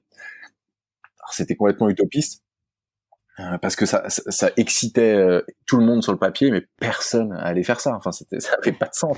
C'était au mieux un scénario de télé-réalité, j'en sais rien, mais ça pouvait pas marcher dans la vraie vie, quoi. Et donc, c'est un peu ce que Camille trouvait très bien. Elle me disait, ah, c'est rigolo, oui, mais t'es sûr qu'il y a beaucoup de gens qui veulent le faire? Ouais, et tout. Puis après, moi, j'étais dans mon truc. Assez finalement assez ouvert sur le côté entrepreneurial, mais un peu fermé sur le produit en fait, et parce que je me disais de toute façon il y a aucune boîte dans l'aventure vraiment qui se lance, donc tout est possible, donc allez, suivons l'intuition. Et puis finalement tout de suite je lui ai dit en fait c'est trop théorique pour moi, on peut faire une expédition, on peut partir, tiens, j'ai toujours rêvé d'aller en Islande, on traverse l'Islande du nord au sud sans guide, on trouve 3 gars sur Facebook, on le fait avec eux, je sais pas, on dit que c'est 1500 balles, on le fait en 15 jours, on porte tout sur le dos et on va traverser des glaciers, on descend en rafting, on prend des skis, et puis advienne que, enfin, on verra ce qui va se passer, advienne que pourra. Inch'Allah. Inch'Allah, et ok. C'est ce qu'on a fait, et donc on a traversé l'Islande en juin, on a pris un caméraman pour faire des images, un film. C'était complètement fou, et en fait je suis revenu de ça, je me suis dit bah c'était génial, enfin bref, je pourrais en parler des heures, mais c'était vraiment top.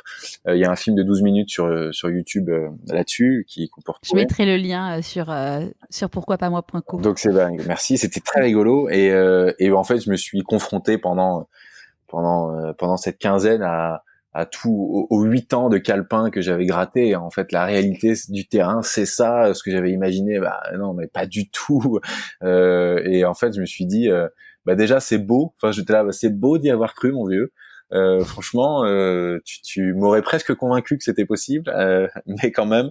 Donc, j'ai vu toutes les limites de ce projet un peu beaucoup trop radical que j'avais voulu lancer. Mais j'avais besoin de quelque chose de radical aussi je voulais pas faire quelque chose de tiède, quoi. Je partais d'une vie qui était bouillante. J'avais besoin de quelque chose de volcanique pour justifier ce choix, presque vis-à-vis des autres, vis-à-vis de moi-même. Je partais. Parce que justement, par rapport vis-à-vis des autres, quand tu as dit que tu avais démissionné, donc bon, tu as appelé les decks qui t'a dit mais vous pouvez pas faire ça. Ta femme, tes proches, comment ils ont perçu la chose? Ah non, ma femme super volontaire, super. Je pense elle qui a été le déclencheur et vraiment qui m'a vraiment accompagné dans ce changement. Donc elle à fond. Et c'est d'ailleurs capital. Je l'avais entendu sur d'autres podcasts que tu avais fait. Beaucoup disaient que les proches, voilà, c'est difficile, je trouve, de prendre des décisions en allant contre. Ça se faire proche, ça se faire personnel.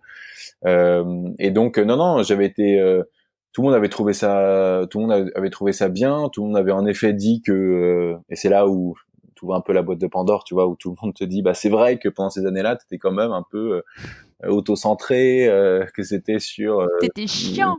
tes perfs et tout, tu parlais que de trading, d'argent, inconsciemment tu nous jetais à la gueule un peu ce que tu gagnais, c'était un peu lourd, quoi, tu vois. Bon, ils avaient raison, évidemment qu'ils avaient raison. Et donc faire ce choix-là, et puis cette expédition-là a été pour moi, je suis rentré et puis j'ai vraiment écrit ce qui Explora, ou une partie de ce qui Explora à ce moment-là. Je suis retourné dans la vraie vie, quoi. Et donc je me suis dit, disons, ça va prendre un peu plus de temps, le marché est peut-être un peu moins gros que ce que je pensais, il va falloir pivoter sur quelque chose de beaucoup plus mainstream, on va faire du voyage d'aventure, faut ouvrir plus d'environnement, faut s'imaginer que les gens sont des grands débutants, n'ont pas du tout de matériel, n'ont rien, ils ont que peut-être 3 jours à nous consacrer, mais pas du tout 1 mois ou 6 mois ou 3 ans dans la jungle, donc on redescend, on commence par faire des week-ends. Et puis à partir de ce moment-là, j'ai dit déjà il faudrait un peu d'argent, donc j'ai fait une petite levée de fonds de Love Money de 150 000 euros de gens autour de moi. Ça c'était pas mal d'être connecté au trading parce qu'il y avait quand même quelques anciens collègues. Le Love Money, pour ceux qui ne connaissent pas, c'est en gros aller voir des proches c'est pas un fonds, c'est des proches qui te prêtent de l'argent, enfin qui investissent dans ta boîte. Ouais, exactement. Et il se trouve que quand t'as des copains qui gagnent 500 000 euros par an, tu vois, le petit ticket de 25 000, ouais, vas-y, take it. Il est plus facile à mettre. Ami, quoi. Donc c'est ça. Après, c'était des décisions raisonnées. Ils sont toujours investisseurs. Ils ont continué. Ils sont hyper proches du projet, etc. Et ils se sont vachement investis. Mais c'était mon ancien boss, par exemple, mes anciens boss. Donc ça, c'était fort pour moi aussi parce que ils continuaient à me faire confiance, même sur autre chose. Alors pas les boss où ça se passait mal, mais mes premiers boss, ça se passait bien, avec qui je suis toujours en contact, c'est des vrais amis. Et donc ça a été pour moi, c'est vrai, là, septembre, pour moi, l'été septembre 2018, août-septembre 2018, pour moi, c'est vraiment le lancement d'Explora. C'est d'ailleurs là où j'ai déposé la marque, où je l'ai inscrite, où on a été officiellement agent de voyage, je crois, en septembre 2018, quelque chose comme ça, donc il y a 2 ans. Et là, pour moi, voilà, là, ça se lançait. J'avais un petit deck de présentation. On était 2, et là, on a itéré avec Camille pendant 9 mois, plein de formats, de la demi-journée, du plus long, du facile, du pas facile, vraiment pour trouver notre marché. Et puis là, je me suis fait accompagner de cabinets de conseil en strat à Annecy pour commencer à structurer, créer une plateforme de marque, la mission, la vision, les produits, les gammes, les prix, etc. Et là, j'ai vraiment démarré, créé l'architecture d'Explora. Et on se retrouve après, il y a une grosse année, en printemps 2019, où là, je me dis, là, je sais que ça va marcher, en fait. Il y a eu, pendant cette année de 2018, de été 2018 à fin d'hiver 2019, printemps 2019, ça a été assez difficile parce que on était 2, j'avais pas les finances pour faire, j'aurais pu aller rechercher un peu de l'argent, mais du coup, pour moi, c'est déjà un constat d'échec parce que ce que j'avais promis l'été d'avant, du coup, ne marchait pas, où je leur avais dit, on n'aura pas besoin de financement pendant l'année à venir, etc. Et là, je me disais, je sens que ça va marcher. On avait déjà une centaine de participants sur différents formats, mais on avait testé tellement de choses que j'ai pas vraiment fait l'A/B testing très structuré. Moi qui suis un peu émotionnel, intuitif, j'avais testé plein de choses sans mettre vraiment la data derrière tout ça. Et je pense que c'est une petite période où j'ai perdu un peu de temps cette année-là, où j'aurais dû plus structurer, ou peut-être m'accompagner de quelqu'un qui avait déjà qui avait déjà vécu ces phases d'idéation dans une boîte où on a besoin de tester des choses, mais de manière organisée et avec une méthode. Et finalement, printemps 2019, je me dis on a un nouveau site internet avec à peu près ce qu'est Explora aujourd'hui visuellement, avec à peu près ses produits, mais pas avec du tout la méthodologie pour le faire en volume, quoi. C'est-à-dire, c'était encore la boutique agence d'aventure avec une bonne proposition de valeur, une marque que les gens trouvaient classe, experte. Là, dis donc, vous avez l'air de faire les choses bien, etc. Mais encore des petites communautés, aucun budget payant, pas de communication externe. Moi, j'étais pas sur les réseaux sociaux, pas de profil LinkedIn vraiment appuyé, rien, pas de personal branding, je prenais la parole nulle part encore parce que je me sentais pas encore de l'apprendre. T'étais pas encore assez fier de... Ouais, pas encore assez. C'était pas ça que je voulais montrer. Ça, je pense, c'est une erreur. Il faut le faire, je pense, dès le premier jour. Et il faut accompagner les gens autour de soi. Et je pense qu'il y a une énergie positive dans les réseaux sociaux qui peut nous aider à construire les projets. Et je le fais beaucoup maintenant. Je le fais chaque semaine. J'ai un journal de bord où je donne donc un petit épisode assez court de 2-3 minutes. Et je dis salut les gars, salut les amis, cette semaine chez Explora on a fait ça, on a besoin d'aide là-dessus. Dans notre pass to purchase, on galère sur le stade 3 de evaluate, on n'arrive pas, etc. Les gens, mais je reçois franchement, je reçois plein de conseils, de vrais, des trucs qu'on met en pratique. Enfin, c'est presque des collègues, quoi. Enfin, je reçois chaque semaine, c'est des collègues différents, mais je trouve que ils font. Tu fais ça sur LinkedIn? Ouais, je fais ça sur LinkedIn, je mets ça sur Instagram aussi, sur Facebook aussi. J'essaie d'éclater ça un peu partout et de me tenir à la rigueur d'un par semaine, mais c'est un peu technique, mais ce que j'arrive à faire pour l'instant. Et je me suis dit bon, maintenant j'aimerais trouver des gens, j'y arriverai plus tout seul. Voilà, au printemps 2019, je me suis dit j'ai besoin d'être entouré de structures. Et donc j'ai postulé au tremplin de voyage privé. Voyage privé, voilà, le mastodonte du tourisme français, faisait les tremplins pour des boîtes du voyage d'aventure, des startups. Et il fallait postuler. Et puis celui qui gagnait, il gagnait le droit d'être accompagné par voyage privé, par leur board, pendant 10 jours. Je crois que c'était ça. Bon, bah je postule. Et puis je vois aussi, on cherche le e-entrepreneur de l'année du travel. Air France cherche sa pépite et lance, bon bref, un espèce de communiqué de presse dithyrambique, excessif. Donc du coup, qui a fait écho à ma part excessive. Ton ego Voilà. a été, c'est moi. Exactement.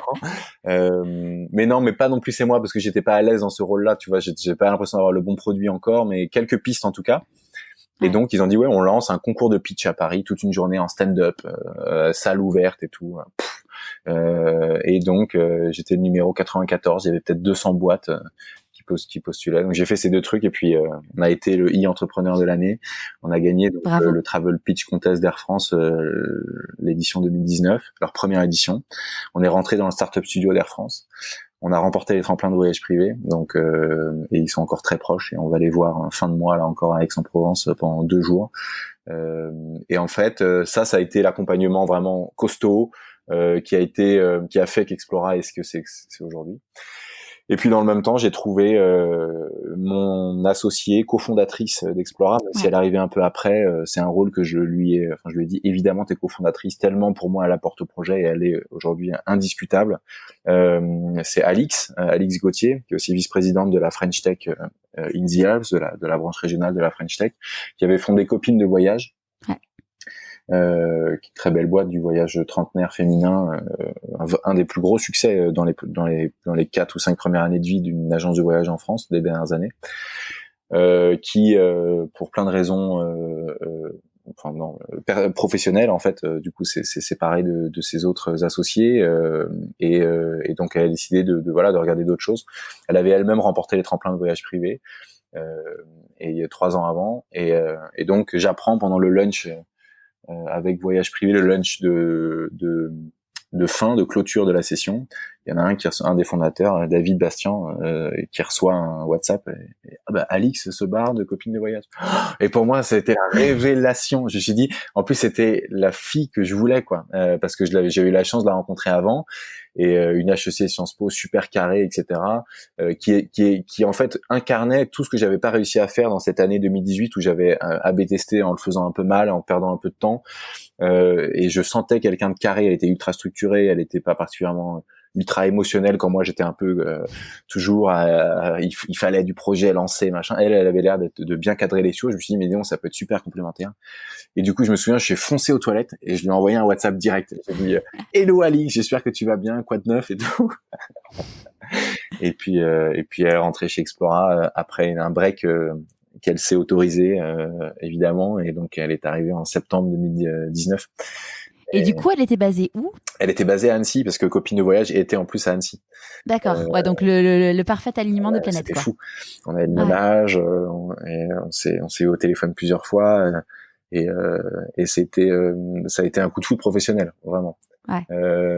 Et donc, pour moi, c'était évident, en fait. C'était évident, et voilà. Et puis j'ai appris que pour elle aussi, en fait, c'était, il fallait plus de temps, parce qu'elle est pas comme moi, donc elle est plus structurée, elle a besoin de temps, elle s'était mis des objectifs pour valider son choix de venir, etc. Et elle avait raison. Donc j'ai patiemment attendu. Et puis en fait, elle m'a dit fin de l'année, début 2020, qu'elle était à fond, etc. Je pense que sans se le dire, on se l'était déjà scellé de quelques mois avant, mais et donc on a vraiment structuré l'équipe, pris confiance. Et puis la levée de fonds, engager une levée de fonds ensemble. On a clôturé 2000. Ouais, justement, c'était un point dont je voulais qu'on parle, c'est que tu as eu un début d'année riche, parce que tu as eu du coup ta deuxième fille, qui a 5 mois, et juste avant le Covid, vous étiez en pleine levée de fonds. Ouais. Il y a eu pas mal de péripéties, et j'étais content qu'on soit à deux pour ça. On était dans le startup studio d'Air France. C'était juin à décembre 2019, et en décembre 2019, le deal c'était qu'il devait rentrer au capital. Ok. Et donc c'était 600 000 euros, donc une levée d'amorçage qui nous allait très bien. Les signaux étaient super positifs, ils adoraient le projet, ils l'avaient vachement bien structuré, on bossait bien avec leurs équipes, enfin tout était top. Et puis il y a eu Ben Smith, nouveau président directeur général du groupe Air France KLM, qui est arrivé et qui a dit bon bah KLM bien, Air France pas bien, perdre de l'argent, et tout ce qui est pas corps aérien, il a dégagé. Et donc il a dit votre startup studio, vos concours de machin dehors. Donc il a tout arrêté. Donc le studio du jour au lendemain fermé, tout le monde dehors, levée de fonds a pu. Ok. Et donc moi, 600 000 euros, ouais, on oublie. 600 000 euros, on oublie. Moi, de base, toujours mettre la charrue avant les bœufs, c'est pas ça, mais je suis bullish, quoi. D'ailleurs, j'étais toujours long quand j'étais trader. Je suis bullish. Moi, je veux être assis sur le stock. J'ai confiance en la suite. Les prix vont monter. S'il y a une crise, c'est le moment de racheter encore plus. Voilà. Donc, je suis toujours comme ça. Donc, confiance. Donc on avait recruté déjà. En fait, on était 8. Ouais. On était 8, mais on gagnait pas d'argent, on faisait rien. C'était une phase de structuration. On avait, je sais pas, l'année dernière, on avait dû faire peut-être 200 000 euros, un truc comme ça. Enfin, oui, c'est beaucoup d'argent, mais c'était pas dans l'ambition qu'on avait. Pas pour payer les 8 salaires. Non, on était en phase de structuration pour envoyer une année 2020 de l'espace, quoi. Et du coup, bah ça nous a un peu, ça c'était décembre 2019, un peu technique. Et donc voilà, 2 heures après l'annonce, j'étais déjà avec mon deck, et j'ai initié d'abord, j'ai initié la levée de fonds. Et puis ça a pris tout de suite, parce qu'il y avait la maturité, il y a eu le recul, il y avait eu Alix qui avait cadré pas mal de choses dans le projet, l'organigramme était structuré, on savait qui allait faire quoi, on savait ce dont on allait avoir besoin, parce qu'on savait ce que coûtait dans le travel un client à aller chercher, un client, les repeats, on était précis. T'avais tous les bons KPI pour...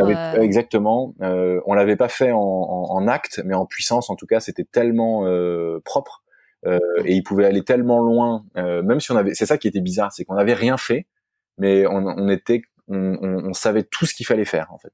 Alors tout, c'est toujours voilà, mais en tout cas, on avait vraiment déroulé le fil avec Alix pendant ces 4 mois où on avait échangé, moi sur mes envies, mon ambition, mes sentiments du secteur et du produit, et elle sur dans le tourisme, grosso modo, c'est comme ça que ça se passe, quoi. Et donc ça, c'était pas mal. Donc on est arrivé, je crois, à la levée de fonds super serein. Et donc assez vite, voilà, on a dit bon, on va lever 600 000, pas plus. On pourrait lever plus.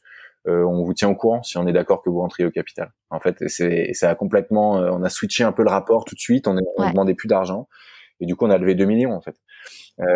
Et en effet, ça a glissé parce que on aurait pu clôturer la levée avant le confinement, mais on voyait bien que le tour était en train de ne s'arrêter pas, en fait, et que tout le monde, on faisait des premières clôtures, des deuxièmes clôtures, donc on sécurisait quand même les montants au fur et à mesure, mais en fait on sentait que ça pouvait continuer comme ça, et au bout d'un moment on s'est dit stop, là c'est bien, après on va se diluer beaucoup trop, parce qu'il fallait qu'on tienne la même valo que les gars de novembre, voilà.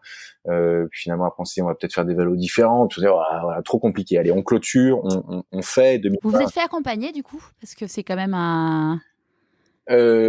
Ouais, là pareil, il y a eu un lunch un peu fondateur, une rencontre fondateur fin décembre, début janvier, fin décembre 2019, début 2020, avec Jérôme Mazurel, le fondateur de 50 Partners, très bel écosystème de partenaires qui ont plutôt réussi, et ils ont aussi un accélérateur. Et en fait, j'allais le voir pour lui demander comment structurer la levée, est-ce que c'était des business angels, est-ce qu'il fallait que j'aille voir des VC. J'étais allé voir des gros VC, puis ils m'avaient tous dit franchement, c'est canon. Revenez nous voir dans 2 ans. C'est vraiment top. Ouais, nickel. Juste. Pas de 2 ans, je serais plus là, quoi. Juste faites d'abord 1 million quand même, et puis après revenez me voir, parce que ça a l'air de marcher. Donc faites-le. Donc très bon premier contact, mais trop tôt. Et puis quelques-uns qui étaient vraiment hésitants. J'ai cru qu'on allait signer la levée dès la première semaine avec un des fonds, mais c'était pareil un peu tôt, et a posteriori je le conçois. Mais donc il m'avait dit, écoute, je vais présenter tout le projet. Et il m'avait dit bon, alors, non seulement je vais t'aider, mais il faut que vous rentriez dans notre accélérateur et je pense qu'on va rentrer au capital.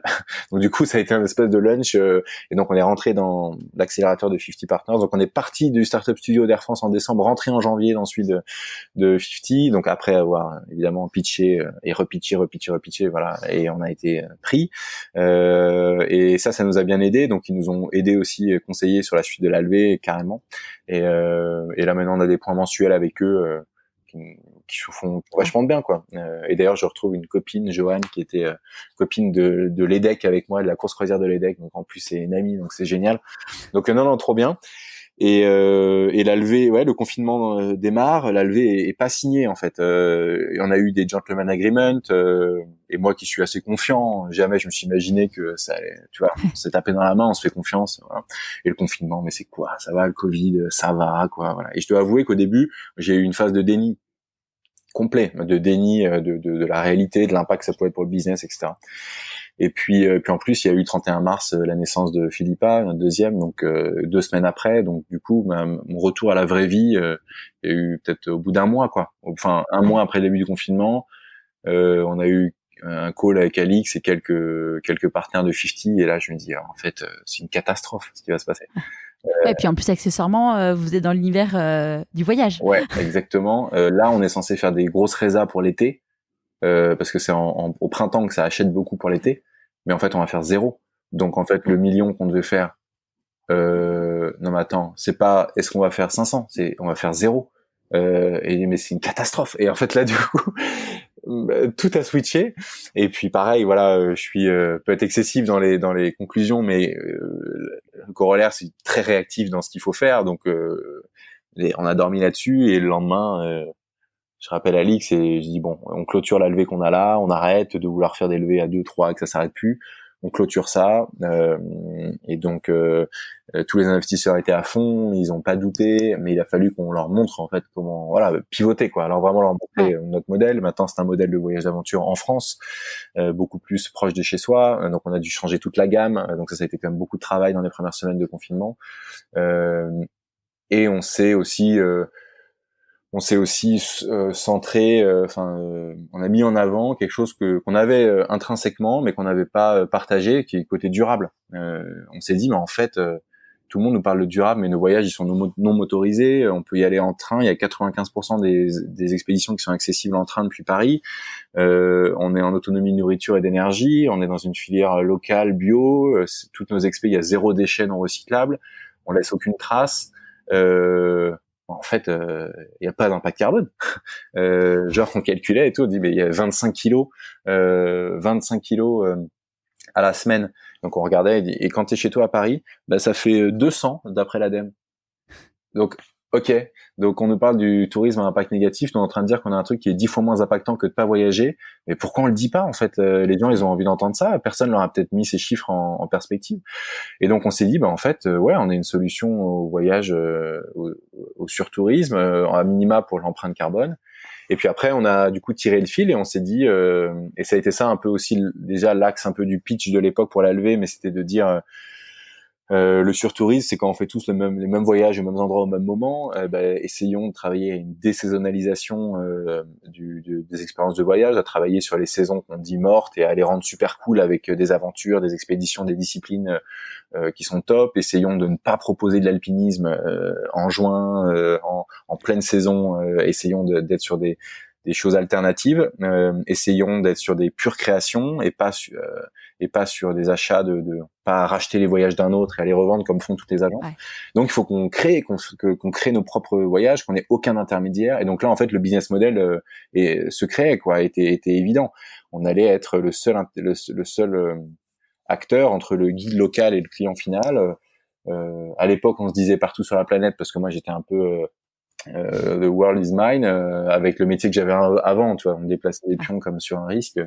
En fait, la vraie vie, on s'est dit non, il faut qu'on fasse ça en Europe, ça n'a pas de sens, on fait ça en proche Europe, favoriser le train, les filières courtes, etc. Et puis, et tout le projet a trouvé vraiment sa cohérence dans le confinement, et depuis la fin du confinement, c'est littéralement explosé, quoi. Juin, juillet, c'est vrai qu'on se l'est pas trop dit parce qu'on s'était contacté de mémoire avant l'été. Oui, on s'est contacté. Oui, avant, carrément, c'était. Bah, moi, j'étais encore confinée, mais je crois que c'était début juin, parce que ouais, c'était début juin, je crois. Bah, début juin. J'étais pas encore retournée à Paris. Ouais. Et bah, juin, juillet, août, nous, ça a été les 3 plus gros mois qu'on ait jamais fait. Et ça continue en septembre, où chaque semaine est plus importante que la semaine d'avant Ah, en c'est vente. super. Et oui, et là, on a presque, je sais pas, on a peut-être une dizaine ou quinzaine d'expéditions par week-end, quoi. Maintenant, c'est partout, tout le temps, ça fuse, quoi. Donc c'est génial. On a la communauté, elle est passée quand on était en confinement, on avait 1500 membres sur la plateforme. On a décidé de fermer le site, un peu comme voyage privé. Alors c'est un peu énervant Ouais. au début, pas complètement, il est semi-fermé pour avoir accès vraiment aux expéditions et à toutes les fiches techniques et à tout le contenu qu'on a créé, qui est donc du contenu unique qu'on a fait et qu'on a complètement créé. Il faut être membre mais c'est gratuit, hein, mais avoir donné en tout cas au moins son mail pour qu'on puisse et donner des éléments sur soi, parce que comme c'est des voyages en groupe, les gens ils s'inscrivent pas s'ils savent pas avec qui ils vont partir, donc ça c'est normal. Ouais. Donc c'est pour rassurer aussi les autres et pour que la communauté apprenne à mieux se connaître. Et donc on a semi fermé le site, la homepage est open, le catalogue aussi, mais quand on va dans les produits c'est fermé. Et donc on avait 1500 membres sur le site qu'on a fermé le 23 mars. Et aujourd'hui on en a 42 000. Wow, et on a bravo. vraiment, tu vois, pas fait grand chose en acquisition. Enfin, dans les montants, on a fait un peu d'acquisition payante, mais c'est C'est anecdotique par rapport à. Ouais. Et là, on est sur des rythmes de à peu près 1000 par jour. C'est s'inscrivent. Donc il y a vraiment, il y a un truc qui s'est passé. Je peux pas dire merci au confinement. Bah, je pense qu'il y a une vraie prise de conscience, hein, clairement, hein, des gens. Enfin, tu vois, je vois, j'ai dans le programme En Chemin dont je te parlais tout à l'heure, j'ai interviewé Nathalie qui a monté Little Pop, qui est une marque de mode enfantine éco-responsable. Donc l'idée, c'est qu'elle ne vend que des produits éco-responsables. Aujourd'hui, elle fabrique pas, c'est soit de la seconde main, soit des marques où elle achète pour eux. Ouais. Et en fait, pendant le confinement, ça a explosé parce qu'en fait, il y a la vraie quête de sens clairement qui s'est exacerbée en fait pendant toute cette période, quoi. Ouais, ça je suis tout à fait d'accord avec toi sur tous les secteurs et sur le nôtre aussi. Et on y rajoute pour le tourisme la nécessité de se reconnecter à la nature d'une certaine manière, de se déconnecter avec la ville qui a été vécue comme une prison. Et qui l'est toujours, hein, de manière un peu subliminale, qui est toujours, tu vois, le risque de reconfinement fait vraiment peur. Et puis les gens se sont retrouvés un peu face à eux-mêmes. Je pense que certains sont allés déterrer les rêves inavoués. Et les gens pendant le confinement, nécessairement, parce que plus de temps, espace restreint, ils ont fait des choses qu'ils n'avaient pas l'habitude de faire. Ils se sont autorisés. Et quand on s'autorise, on retrouve une part de rêve. On va mettre le doigt sur la petite roue de hamster qui tourne et on dit hop, stop. Et en fait, on regarde sa cage, on réalise qu'on est en cage.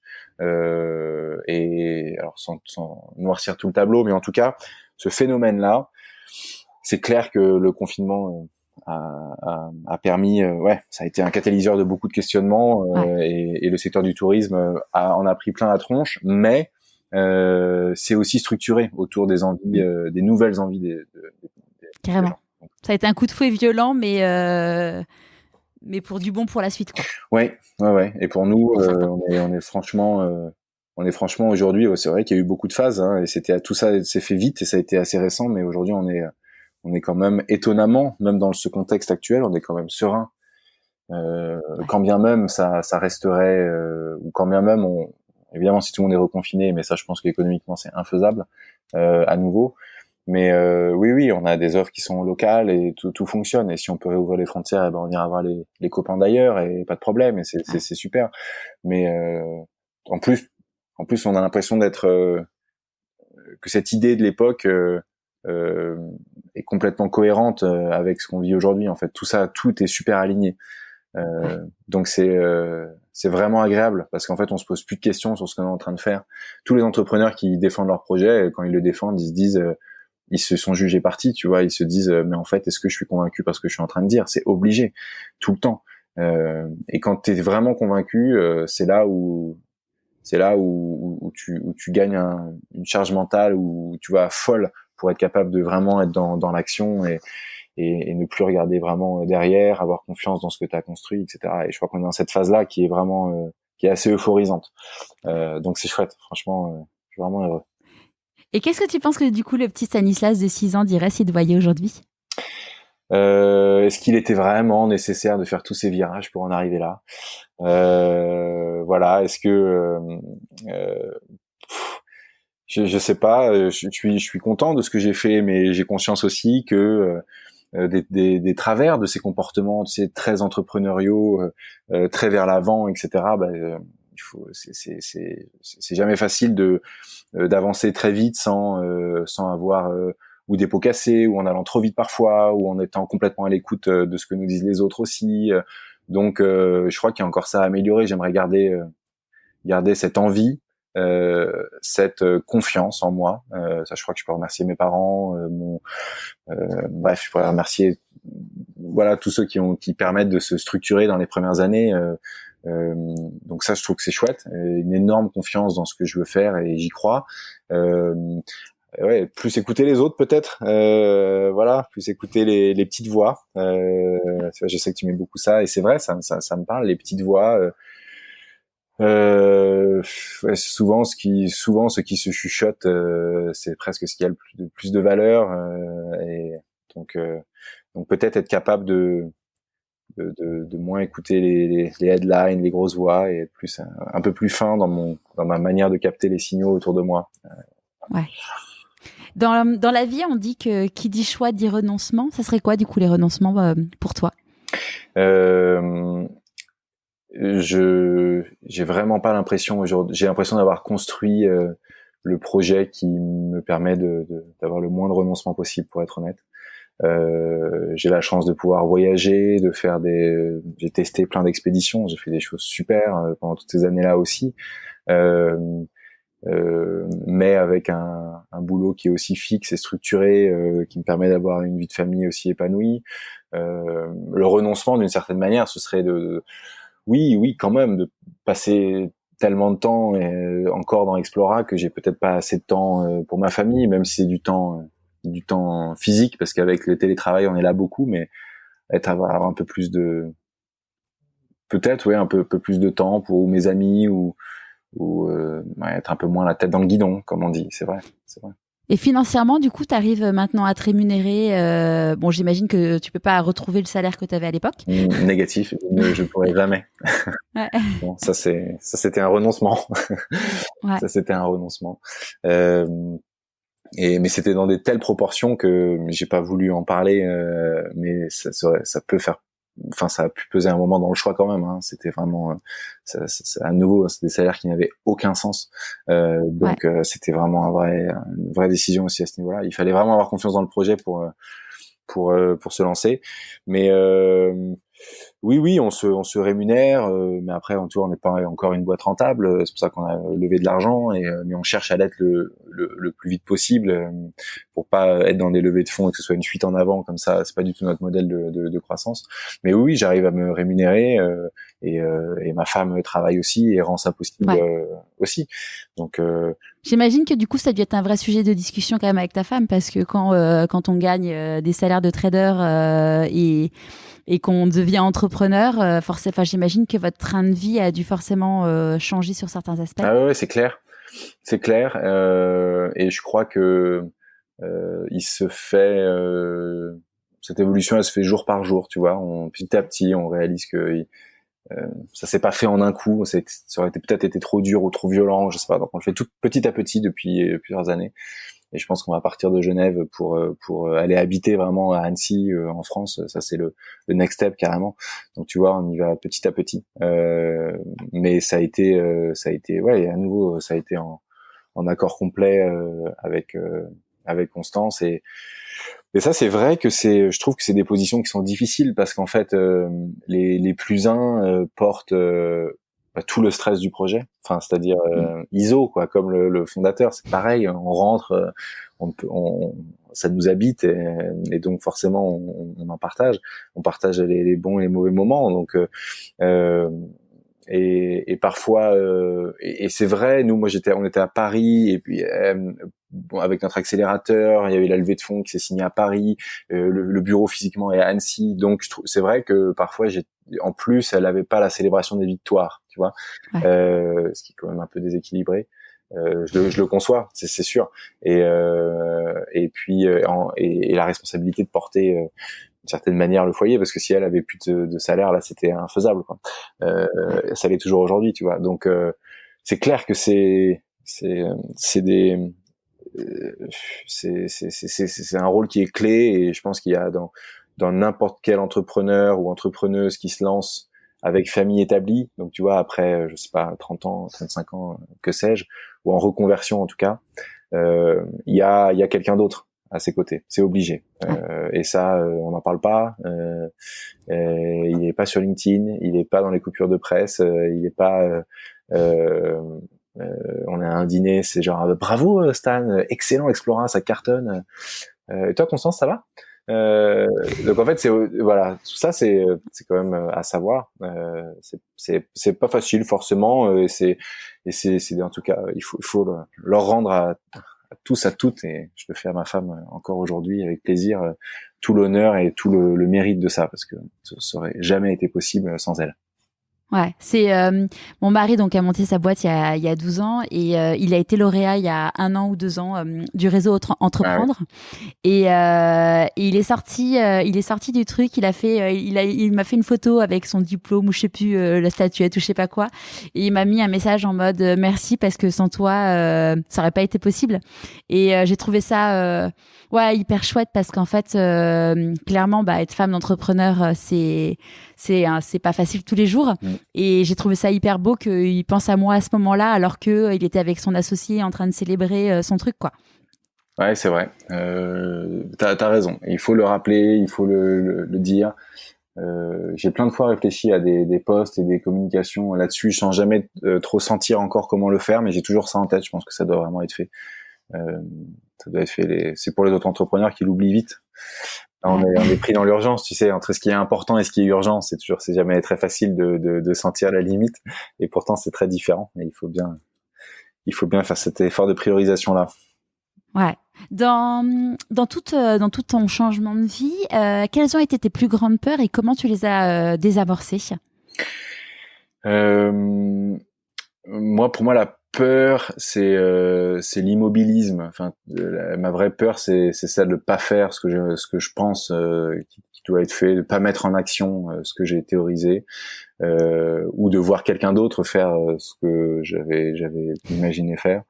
Euh, donc, comment je le désamorce? Bah, je passe à l'action rapidement, petitement. Je fais, quoi, en gros. Et je suis encore beaucoup comme ça dans notre manière de manager, c'est-à-dire ouais, j'ai telle idée, c'est génial, qu'est-ce que t'en penses? Bah vas-y dans ce cadre-là, avec ce budget-là, dans cette durée-là, pour tel résultat attendu. T'es d'accord sur le résultat attendu? Ouais, vas-y. Alors, ça a marché? Oui, non, mais il n'y a pas de sujet. Sinon, on laisse traîner des choses comme ça qui deviennent des pseudo bonnes idées, tu sais, toutes ces sphères qui naviguent dans ta tête. Et c'est pareil dans la vie. T'as un peu l'envie de faire ça, t'as un peu. Donc en fait, moi j'évite les zones grises.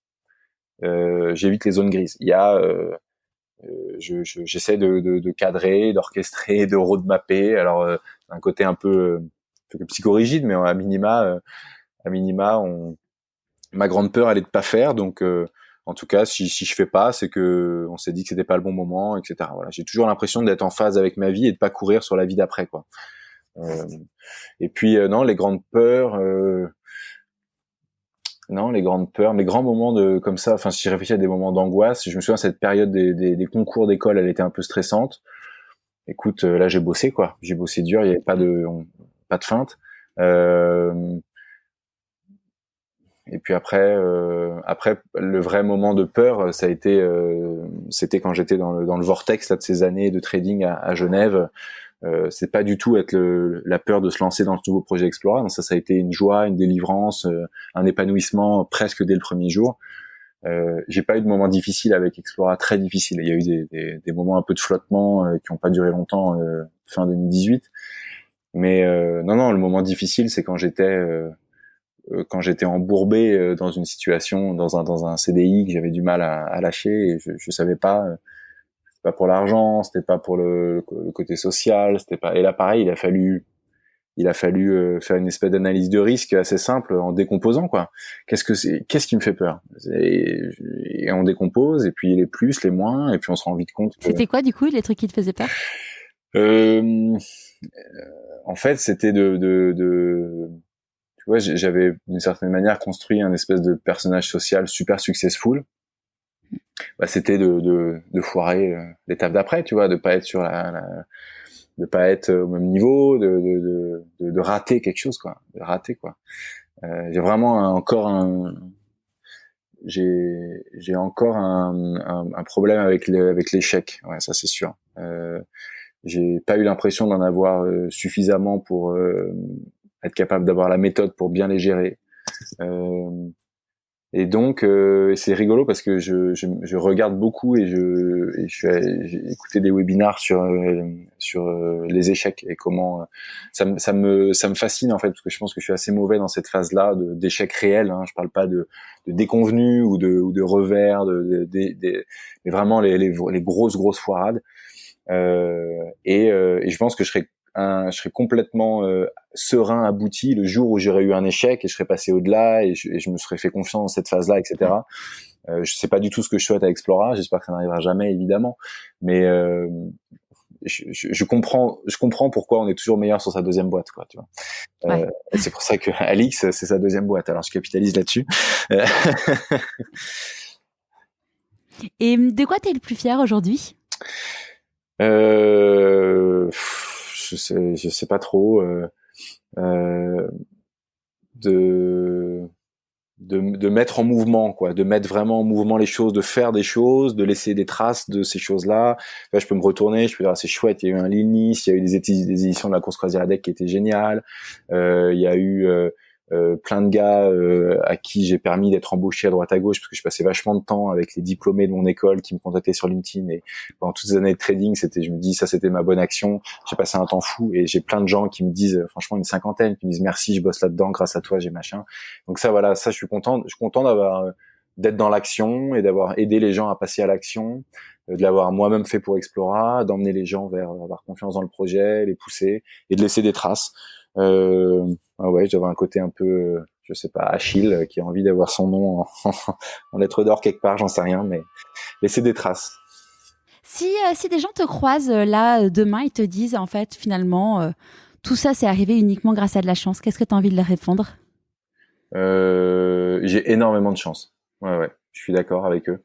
Non, mais pas uniquement, mais tu vois, ça se provoque, hein, toujours, mais en tout cas, je pense que c'est vrai que la chance se sourit à ceux qui sont probablement dans l'action et qui essayent, quoi. Ça, pour le coup, j'y crois.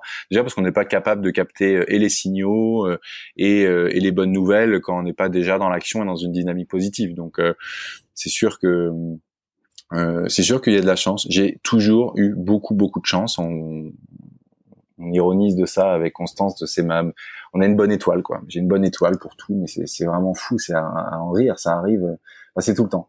Donc vraiment, j'ai beaucoup de chance et je crois que c'est en étant positif tu vois, en étant positif sur la manière d'aborder les événements, je crois que ça se provoque, on peut un peu irradier un peu autour de soi les bonnes ondes, ça j'y crois vachement. Donc ouais, c'est sûr, il y a une part de chance, ce qui presque me conforte dans le fait que du coup, mon destin ou ce que je suis en train de faire est hors du commun, tu vois. Du coup, je le tourne comme ça, je le prends pas comme un reproche. Je me dis, ça justifie le fait que ce qui se passe est extraordinaire. Donc, donnons-nous les moyens d'être à la hauteur de ça, de ce constat-là. Donc, ouais, ils ont sûrement raison, mais ça se provoque, ça j'en suis convaincu. Ouais. Est-ce qu'il y a un conseil que tu aurais aimé qu'on te donne et du coup que tu voudrais donner aujourd'hui? Un conseil qu'on m'a donné, hein, mais que j'ai pas su bien écouter. Alors ça peut être ça, mais tu peux nous dire ça avec plaisir. Et un conseil qu'on ne t'a pas donné et que du coup tu voudrais donner. Alors voilà, c'est celui qu'on m'a donné et que j'ai pas su bien suffisamment écouter, c'est probablement de prendre un peu le temps, tu vois, de pas vouloir faire trop vite et d'écouter vraiment les retours des uns et des autres, de prendre le temps de digérer ça. Et puis c'est vrai que moi j'ai un peu foncé tête baissée dans le tout début de l'expérience. Conseil qu'on ne m'a pas donné, Euh, j'ai vraiment l'impression d'avoir été vraiment bien et beaucoup conseillé. Je pense que ça aurait été autour de la levée de fonds. Et je crois que j'ai fait un épisode du journal de bord là-dessus. Il faudrait que je recommence parce que j'ai beaucoup de questions. Je trouve qu'une levée de fonds, c'est un énorme fantasme. Je pense que ceux qui ont levé des fonds sont contents et donc, d'une certaine manière, ont peut-être tendance à surfaire un peu l'effort que ça a pu être parfois. On a tendance à dire que c'est la solution à tout, donc je trouve qu'il y a des assez mauvaises perceptions, beaucoup de fantasmes, pas beaucoup de méthodologie, donc j'ai un peu tout découvert au fil de l'eau, et j'ai vraiment l'impression de pouvoir aider les gens à lever des fonds beaucoup plus efficacement et pour des bonnes raisons et les bons montants et auprès des bonnes personnes. Voilà. Alors, on m'a donné ces conseils, mais du coup c'est grâce à 50 Partners, mais je trouve assez tard dans le process. J'aurais été content de les rencontrer 1 an avant. Ouais. Donc grosso modo, ce serait autour de la levée de fonds. Et tes prochains défis, qu'est-ce que c'est ?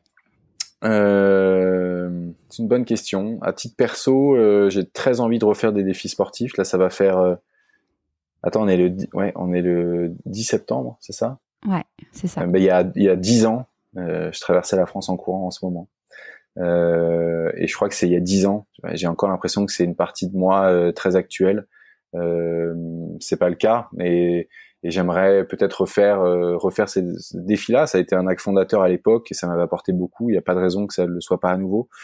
Donc ce serait peut-être me relancer dans un défi, sportif, un défi autour de la course à pied, qui est en fait une grande psychanalyse, un grand moment d'introspection, de solitude voulue, justifiée aux yeux des autres. Bref, c'est un vrai break de vie. Donc c'est très riche. C'est pour tout ça que j'adore les grandes épopées. Pourquoi partir tout seul avec son sac à dos ? Pour être tout seul pendant 15 jours, peut-être ça aussi. Et ça ça fait beaucoup de bien dans la vie. Donc ça m'a tellement apporté que j'aimerais trouver le temps et l'énergie le temps surtout là de relancer un projet comme ça. Donc j'ai réfléchi. J'ai été sollicité pour le refaire avec des personnes qui voulaient le faire 10 ans après. Je sais pas si. Je sais pas. Mais il y a une personne, je te disais qu'il faut que je te présente, qui s'appelle Olivier Garibal, que j'ai eu la chance d'interviewer, qui vit à Annecy. Ah oui. Et qui a fait le trail avec le Tour du Mont Blanc. Enfin, ouais. il a fait beaucoup de courses et Olivier, il raconte justement que quand il court, il se ressent sur lui-même. Enfin, il a une histoire absolument incroyable. Je vous invite à écouter son histoire parce que ça a été vraiment un moment très fort dans le podcast. Enfin, j'ai cru que j'allais pleurer pendant qu'il me racontait son histoire. C'est un homme vraiment extraordinaire et je pense en effet que vous avez des belles choses à faire ensemble. Ouais, c'est sympa. Je le contacterai avec plaisir. C'est vrai que la course à pied amène ces moments-là hors du temps, quoi. Hors du temps. Moi, pendant la traversée de la France en courant, je pleurais très souvent déjà parce qu'on est au bord on est fatigué, on est shooté aux endorphines, donc c'était des moments où tu te sens très vulnérable, donc ça fait du bien. Ça fait vraiment vraiment du bien. Tu vis des choses très très fortes que tu oublies pas. Donc les prochains défis, titre perso, ce serait retrouver comme ça un projet un peu d'ampleur. J'avais adoré essayer de le faire pas autour de moi pour le coup, que ce soit quelque chose d'assez communautaire ou collaboratif et qu'on soit plusieurs. Et puis pour Explora, avoir la chance d'avoir peut-être une année complète et normale. Pour l'instant, ça a été que des années bizarres, entrecoupées d'événements un peu saugrenus, voilà. Donc juste pouvoir dérouler une année normale. J'espère que ce sera 2021. Mais non, franchement, continuer. On a étonnamment une vertu que j'imaginais pas, c'est que on reçoit des lettres.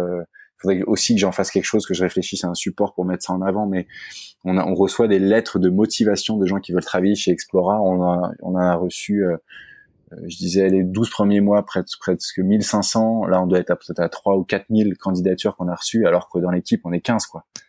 Ça n'a aucun sens. Et en fait, c'est fou parce que les gens se livrent tellement dans ces lettres-là et tout ce qu'on a partagé aujourd'hui, ça germe dans ces lettres-là. Tu vois, tout ça, tous ces sujets-là, ils l'ont en eux, ils ont envie de faire autre chose, etc. Et en fait, ils nous livrent tout ça. Et nous, on se retrouve. Je suis encore bien embêté parce que je suis pas capable de leur apporter tous une réponse personnalisée, qui répondent à des questions qui se posent, qui nous posent, etc. J'ai l'impression de les casser dans leur élan de vie. Donc vraiment, il y a ça pour moi qui est pas encore. J'aimerais trouver une solution autour de ça, tu vois, d'être capable de continuer, les accompagner, les faire rebondir, les aider, mais on peut pas embaucher 4000 personnes. J'adorerais le faire, hein, laissez-nous un peu plus de temps.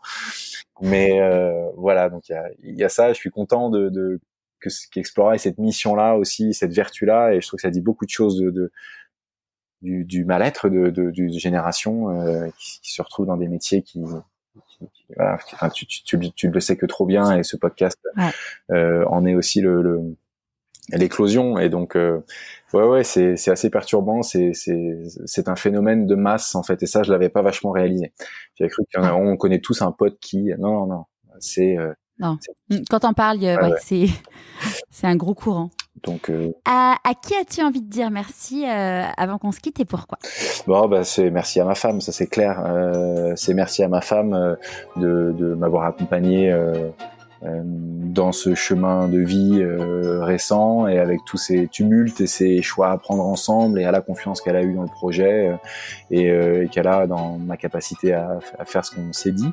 Donc ça c'est chouette. Donc indubitablement ma femme, et puis à mes filles aussi qui je sais pas si elles subissent ce rythme-là, si le mot est juste, mais en tout cas qui sont suffisamment flexibles pour prendre le temps qu'on a ensemble comme riche et privilégié. Et ça, c'est chouette. Ouais. Merci beaucoup, Stanislas. Merci à toi, Charlotte. À bientôt. À bientôt. J'espère que ce nouvel épisode vous aura plu. Comme vous le savez, j'ai besoin de vous pour faire connaître le podcast. Alors n'hésitez pas à en parler autour de vous, à vous abonner sur votre plateforme d'écoute préférée et à laisser 5 étoiles et un commentaire sur Apple Podcast. Ça m'aidera énormément. En attendant, je vous souhaite une belle fin de semaine et je vous dis à jeudi prochain pour notre deuxième rendez-vous avec la formidable Camille qui a gagné le meilleur pâtissier il y a 1 an. À jeudi!